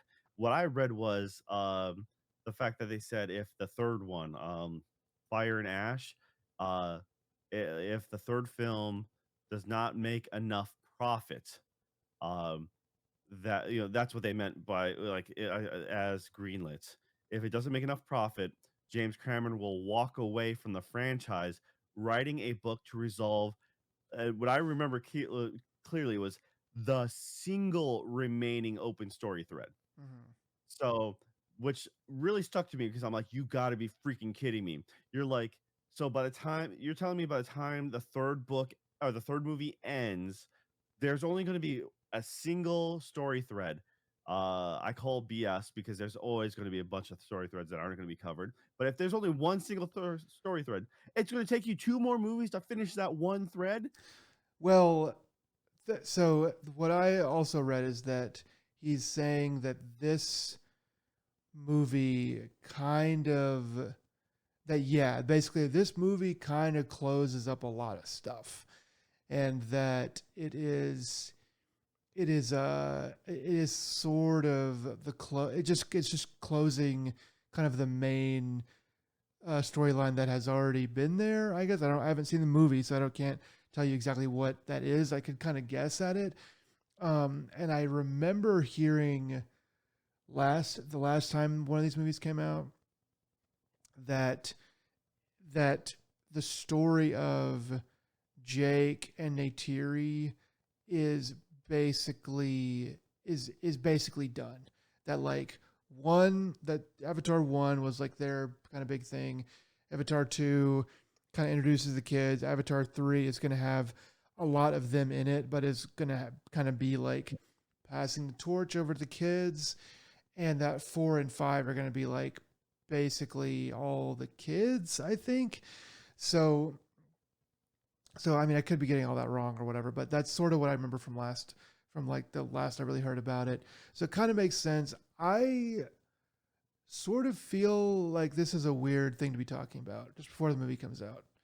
Um, I think I think that they're talking about it because no one realizes the new movie's coming out. yeah, it's a bit weird. Because I didn't know it was coming out until I think I think I saw like a video that like mentioned it, and then my mom mentioned it, and I was like, wait, is that already coming out? So it's coming out like the middle of December or late late December. So um, I'm I wouldn't necessarily say I'm like excited for this movie. Um, I'll definitely see it, but it's Avatar is such a weird, such a very hard to explain sort of situation because the movies have made a lot of money so far, but nobody talks about them. And I think I understand I think I understand why, but it's still sort of baffling. Anyway, I feel like they're setting us up for this movie. They're not expecting this movie to do gangbusters, and they're basically saying we know that it's not going to do crazy good, and that we're not going to green light 4 and 5, and that we're going to take our exit here. You know, James Cameron or whatever is going to take his exit here because he's getting pretty old. He still looks spry, but he's no spring chicken, that's for sure. So yeah. Anyway, I just wanted to let you know that this might be your chance to fully kill Avatar once and for all if you can get enough people to avoid going to this movie, Joe. Yeah, I don't take trying to get someone to boycott something takes too much effort, and there's not enough reason to boycott it. Enough people are going to want to watch a dumb popcorn film in a big screen for all the spectacle, like you did twice with the last movie. I thought, I um, did, yeah. yeah, The fir- you're the problem. yeah, okay, but yeah, but the first experience, the first time I went and saw it was awful because the theater was really bad.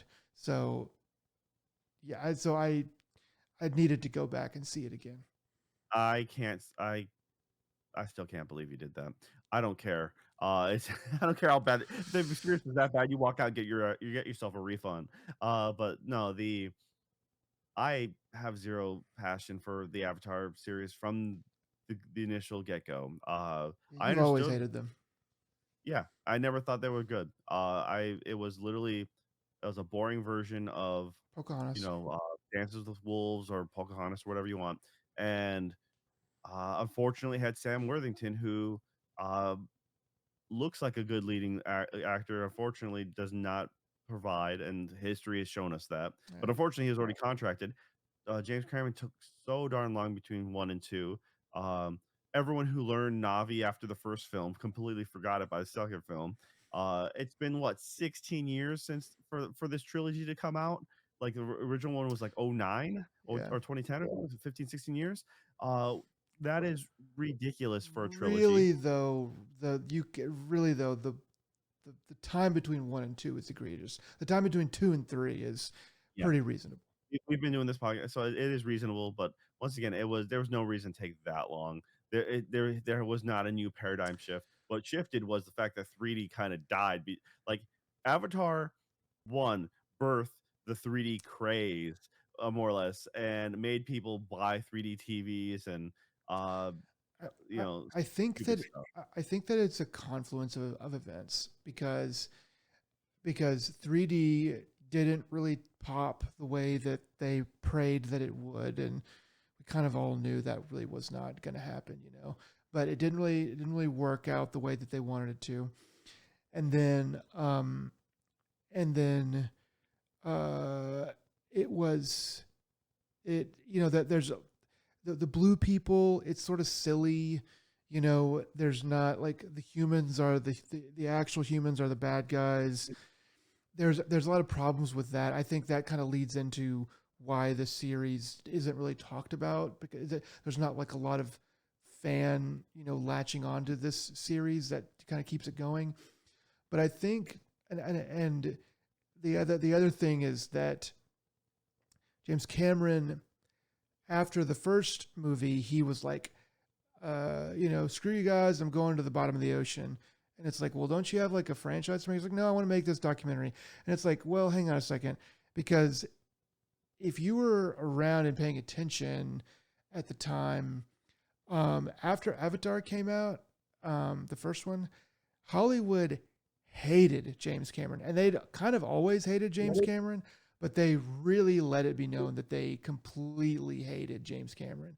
I think that movie deserved maybe not Best Picture or Best Actor or maybe like the main ones for the Oscars, but I think Avatar one deserved. I don't know how many it actually got, but I feel like it got snubbed on some Oscars because there's a lot of technical stuff that, for whatever the story was, as a technical piece, there was a lot of groundbreaking and good things that were done. I think, and I think that that that uh, the Hollywood community really showed that they did not want James Cameron around, and I think he had to just get out of Dodge. I think he was just like, I'm not going to get a movie made here, so I've got to go do my own thing, and he just had to wait for people to stop hating him as much. Not that that's necessarily an excuse, but it is sort of like, okay, I think there was extenuating circumstances to the difference between one and two, the time difference. That's just kind of to flesh it out a bit. I didn't, I mean, I really liked the first Avatar movie. I remember that being like, that was like a, like when that came out, it was like, wow, this movie is like just doing a lot of crazy stuff that I hadn't really, seen before in a way I hadn't seen before. And then for it to take so long for the second one to come out was just like, okay, well, now the world's caught up, with all the stuff that it was trying to do. And it is sort of like, it's fine, but it doesn't hit the same as I feel like it would have hit if Avatar 2 had come out in 2012 or even 2015, So yeah, it's been kind of a thing. And I really kind of doubt that there's enough story for 4 and 5. Um, I'm just gonna have to fight you on this one because I think uh you were just foolish for liking the first one, and I uh still like the first one. I it's a still bad movie. I It is straight still up a like bad it. movie. It is uh the concept, the story, the execution, it's all just mundane and boring. It's been done. The fact is, I was like, even as a sci-fi fan, like I love, like what James Cameron has done in the past. It just is, the only reason to like it is if you like the way he handled CG and the technical aspect. Like, but the execution of everything is just crap. I It did really win. don't think I It's really I think think it's that you have to. Really think that that's not a fair thing to say. I think that It technically, I mean, won Best Motion Picture of the Year for the or no, it was nominated for Best Motion Picture of the Year, which I'm glad it didn't win that year because guess what? It didn't deserve it. But it did win Best Cinematography at the Academy Awards, and okay, it won Art Direction, it won Visuals, so it won a one handful. three. Okay, Uh, that's pretty good. it didn't win. It's like it was nominated for film editing, score, sound mixing, sound editing. And it was there for it's nominated for motion picture uh, directing. But yeah, it didn't. It most definitely didn't deserve to win those things. It was a bland story. It really was like uh, you can't you can gloss over a lot of stuff with glitter, uh, and just because it looks sparkly doesn't mean it's good. I mean, that's exactly how But I I mean, think that that's exactly like what those awards are for. Is like technical aspects, um, art direction. he That won the glitter part. He didn't win any of the real and that's fair. I mean, that's fine. Like it's not it doesn't deserve to win win. best picture, for sure. I don't know what else came out that year, but I could pretty much certainly say it doesn't deserve to win that. Um, I think that giving it a nod because of the other technical aspects is fine. But I'd have to look and see what else was up that year. But yeah, like as film goes and all the things that are involved with film, I get it. But there's a lot of things in that movie that, as a technical piece, as a what is it, a tech show, you know that it does really well. I think you can't really forgive Avatar 2 and probably 3 whenever it comes out for the same sins, because now the text, the visuals and the technical aspects are, well, the rest of the world's caught up with it, and it's not really doing much that, you know, far beyond. But I think that I mean I think that that it's that it has a place in film history as being like, okay, tech specs great, and now we can kind of move on. I think that would be fair to me at least. Yeah, like I said, it broke CG out in a way that it hadn't been done before. It made 3D viable in the way that beforehand 3D was looked at as the blue and red glasses, and it was ridiculous. And they're like, "Oh, it's coming at you in 3D," like, "Oh no!" Like Yeah. it made 3D like really. You look at it like, "Oh yeah, it worked as a layer," and it was like, "Okay, that was kind of cool." And I say it is fair to compare it to things like Terminator and Aliens, because that was very much the early work of James Cameron's directing career, and yet somehow, um, only because of that did this get so much push. But I mean, it's just compared to, it might be one of those cases where you have too much power, too much budget, and therefore you lose control or lose sight of what actually makes it good. I mean, The Abyss was great. Yeah. I think what kind of makes the Avatar series bland is because the characters don't have any heart. Like, you don't feel for any of the characters. You really don't give a damn about any of them. Not really. Like, there's very little investment in, like, Sam Worthington's character. Like, oh yeah, it sucks that he's in a wheelchair, and you're like, oh, that's a cool concept. Yeah, he gets to inhabit this system in which he can run around and kind of get a one-to-one feel. It just, coincidentally, it's just, and it happens to look like this weird goofy alien. All right, sure. But what about that tech backstate, back home side? Oh no, you can't use that tech there because we need to get whatever That is kind of a plot hole, yeah. yeah, the big wonderflonium metals or whatever, like, thing that, and like, we're not even going to try to talk peace. We're just going to go full in guns blazing. And it's just like that makes it is very, oh, it's just so much anger in that. It's If like, I have a question for you. yeah. If this was an anime, how do you think you would react to it? I'd probably say it still sucked. It practically do worse as an anime.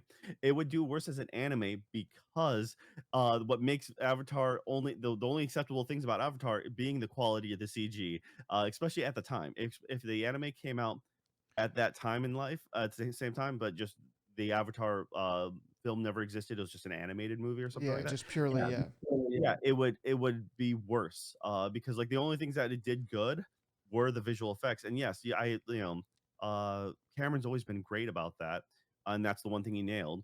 But I mean, True Lies and Titanic were both among the directing, some of his directing works, and I didn't like the Titanic either, but at the same time, Mm. it's still a much more competent film all around compared to Avatar.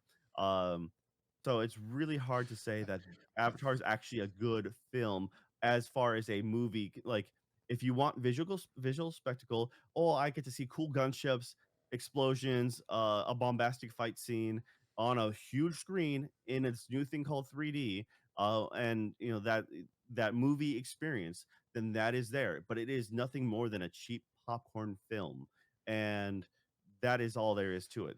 It might as well be a Bayformers film, because it honestly, the only thing difference is, once again, it is visually better than a Bayformers film. Mm. Uh, but other than that, it's the same level of depth. They actually didn't overload the screen like a Bayformers film would do, Exactly. yeah. Well, as years went on, they dumbed down that they made it more color oriented to the original colors to make it easier to look at.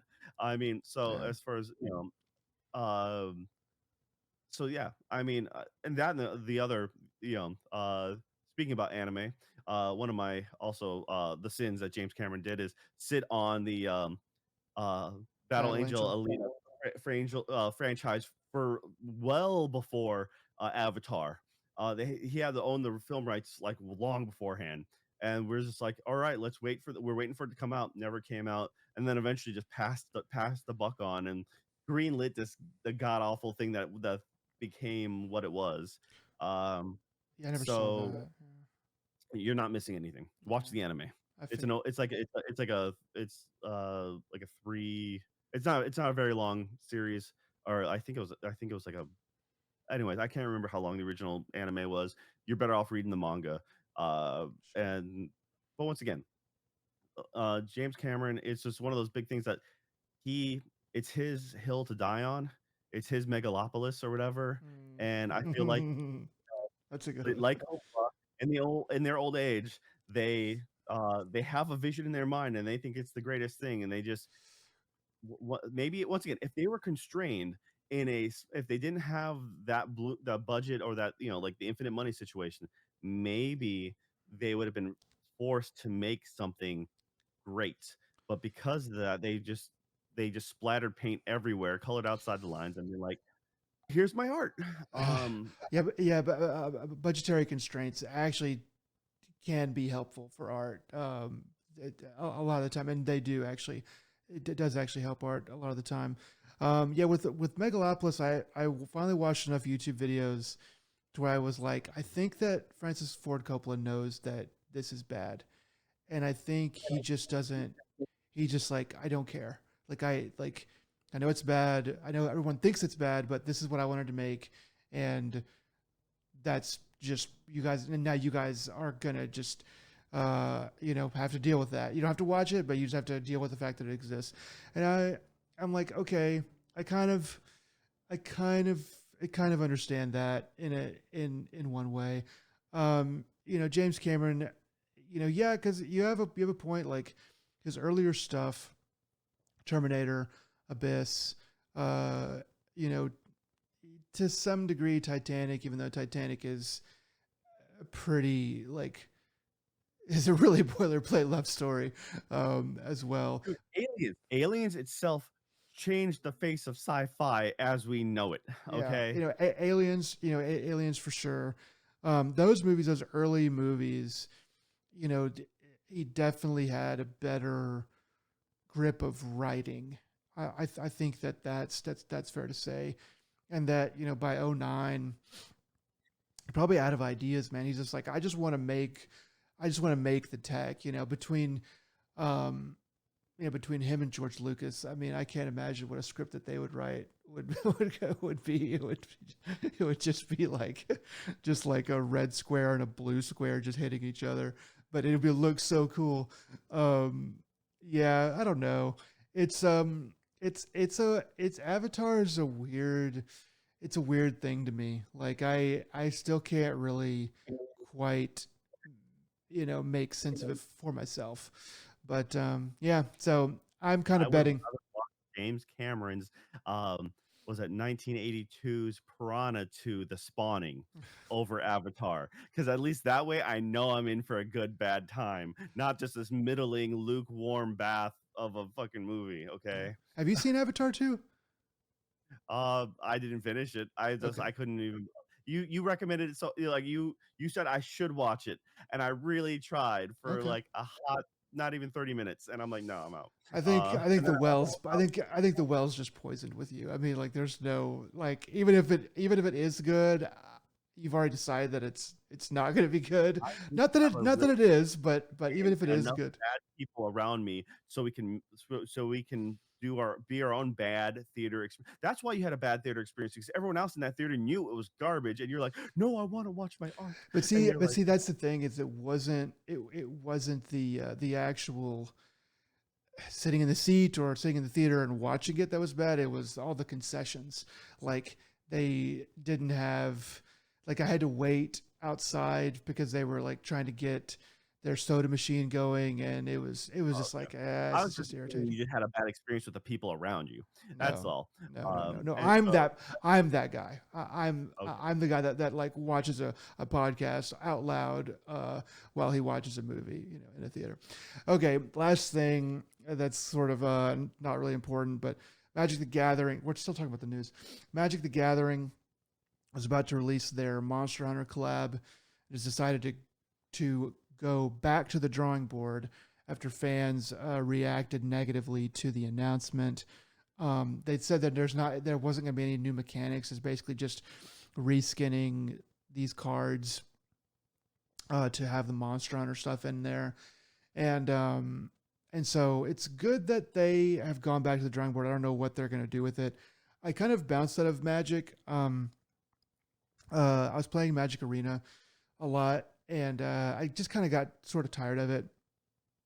And then I got to where like I was gone for a little bit of time, and then I was like, well, I don't want to relearn how to do this, and kind of stepped out of that river. So it was going to be very hard to step back in. But one thing that has kind of kept me away, besides that, is that like everything in Magic is like a collab now. I mean, I'm sure they have new cards and stuff, but yeah, I feel like they had like a Final Fantasy collab. They have had like a Marvel collab. They've had just like every single kind of collaboration that you could want. And I'm like, in a way, I think early on, there's probably clips of me on this podcast saying, oh, that's cool. That sounds fun. But now I'm just like, no, this is just kind of ruining it. It needs to be its own thing. It needs to have its own lore. There's a guy that I follow on YouTube or used to, Talarian Community College.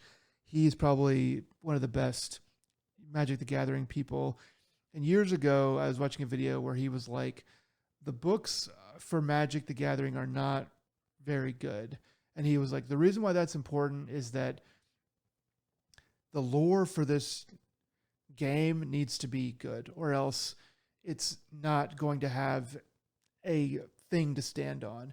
And I think that he's right. I think that all these collabs and all this like kind of hollowing out of it is just sort of kind of making Magic maybe not as good. Maybe there's a bunch of people who really love it. I'm sure they have like more people on it than ever, but I think that's uh that's what it is right now, and it may not be that way in the future. So that's just me kind of talking a bit about kind of what I'm seeing with this news. But yeah, So I don't know the full story. I have a friend who's more into it than I am that dabbles in it a little bit more than you. And it's but there's like Magic the Gathering does like multiple releases. series, I guess. Yeah. Yeah, so there's Secret Lair and stuff like that, and a few others.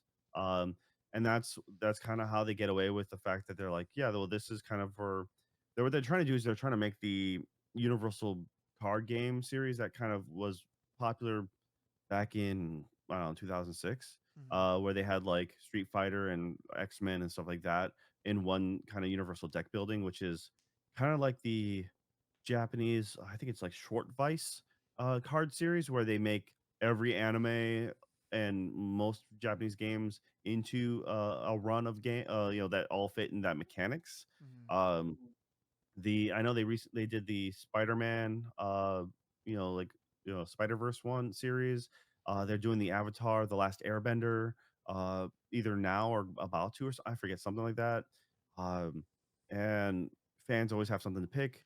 I mean, there's you got your normal cards and you got your special art cards, and for these things and Final Fantasy ones, like I hated the concept of that, but I saw the artwork and some of the artwork is amazing, and I'm like, yeah, that's but the problem is the since COVID, the card series, all card games have been scalped for way too much. From Pokemon to Magic, Yeah. and that's exactly what's happened. Is uh, the scalpers have ruined it. Uh, I Buddy was mentioning last time they went to Gen Con that like people were selling like boxes of um boxes of the Final Fantasy Magic card sets for like a one box for like over $1,000 easily, and they had many boxes. Uh, it's insane. It's a sick habit. It's most definitely part of that whole gambling. It's like it needs to be regulated. I mean, it's kind of it's taken that to an extreme. Uh, yeah, it's a terrible thing. I can't get behind it, at all. And I do appreciate I like some of the art. It's great, but I'll just take a screenshot, I guess, put it on my phone. Yeah, you'll just download the wallpaper. Yeah. Yeah, because honestly, it's one of those things that like uh, and that's where Pokemon is really bad. It's like especially for kids and stuff like that. It's just like no, it's an addiction. Getting that high off of a random chance. are an RNG That's thing, and gambling. that's why there's so much regulation in the video game space about loot boxes and stuff like that. And it's essentially a loot box, a loot pack. Okay, fine, it's not a box unless you buy a box of the cards, and then you get a higher probability, just like in other games where you buy more, you theoretically have a bigger chance. Um, I think there was even a Star Trek, um, thing. There's going to be Ninja Turtles they've announced or something like that. The Yeah. Hobbit. I mean, there's no shame, there's no limit, there's no need.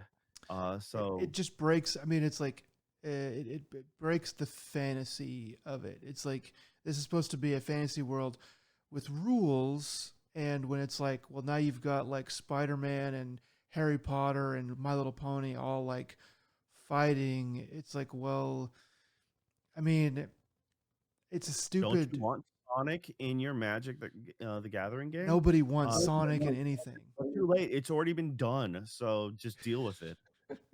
It's just, it's just like, I mean, it's a quick buck, and I know they're making a lot of money off it, or else they wouldn't keep doing it. But like they're making a ton of money off of these. They're getting new players in. Cool, cool, cool. But like it's it's just hollowing. I mean, it's like, how long does that last before people are like, well, we want some substance again. I mean, maybe they won't. That seems to be the kind of the way things are going. But some other card game is going to come up and have some substance, and then they're going to come and eat. They're going to come and eat Magic the Gathering's lunch. It's going to happen because it happens all the time. With everything. It hasn't happened in never because it's Magic, and that's the problem. I mean, Is it's such a monopoly? It's the fact that people don't want to break from their comfort zone, and in this case it's just literally the running the course of um limited edition. You got from it's whatever Transformers. They have I know they have a PlayStation one for sure. yeah. Like so PlayStation itself had a crossover with Secret Lair or something like that. So it's it's it's not gonna get worse before it gets better. I guess is what I'm saying. Is like they're going to kind of run this into the ground, and then someone else is going to come in and go, why don't we just do this like the old fashioned way and make a very similar game to Magic, but it's like new mechanics and like, kind of core kind of mindset. And, maybe Magic doesn't go away buy them and then fold them into themselves and then just do this and stuff all over just again. EA ruin them. BioWare, Yeah. maybe, but I mean, I think that then we run it back again, and then there's another, there's another up and comer. Eventually, someone's going to go, no, we're going to make money on our own. And rather than sell to you, and then there'll be the Pepsi to Magic the Gathering's Coke, but right now Magic the Gathering doesn't really have a true rival, I don't think, besides maybe like Hearthstone, which is all online. So I just think Magic, Hasbro, be careful, because it's this runway doesn't go forever. I, on the other hand, think it will go forever because Until because the what's gonna happen asteroid hits. it is literally they're gonna do like any Hollywood scandal, and they're gonna be like, "Oops, my bad. We're sorry. We learned our lesson. We hear what the fans are talking about. Here, we're gonna now revitalize the original and make a new Kickstart platform for that. Like do this whole pomp and circumstance parade and be like, hey guys, you remember the classics? In fact, we're bringing it out. We're gonna remake our original game. You remember Black Lotus? Here's our new Black Lotus. Yeah, and then we're gonna make that a limited run. So yeah, better collect it now because you know how Black Lotus was back. This is the new 2030 edition, and restart literally the cycle all over again. Give it some time, and then they're like, "Hey guys, you know what would be a good idea? A collaboration. Let's do this." But it's a sick it's just sickness. It That's all. is. It is a sickness. Um, all right. Uh, Speaking about sickness, if you made it to the end of this one, yeah, we appreciate it. Sorry. It's been a long one, and we've gone on huge tangents of really weird things. So yeah, we appreciate it a lot, but maybe yell at us if you don't want us to talk about certain things. More importantly, yell at Nick. He's the one who Yeah, handles all the media. yeah, yell at Uh, Jeff. Yeah. uh, he'll come back and haunt me later. That's usually what he does. But hey guys, this has been another Dead Pixel. Uh, episode 154? Question mark? Uh, Yes. yeah, I 150, guess it had 153 154. was last week. I double checked. It is 154. Okay. All right, that's good to know. And Nick, what are some holiday words of wisdom you got for us this week? Make sure that you lay lots of traps for Santa Claus because he does not need to. Well, it's probably kind of early, but it's never too early. He does not have a permit to be coming into your house. You don't have to let him. Yeah. Unless if you're in America, you're not allowed to actually injure your intruder. Um, it's weird. It's true. So But that's only if they're human. Santa's not technically human. yeah, well then he's gonna get you no matter what. So I guess you're doomed. All right. So good luck this holiday season. Prep wisely. Make sure to leave notes everywhere in case you go missing. All right, guys. Until next time, this is ADP. Y'all take it easy. Bye.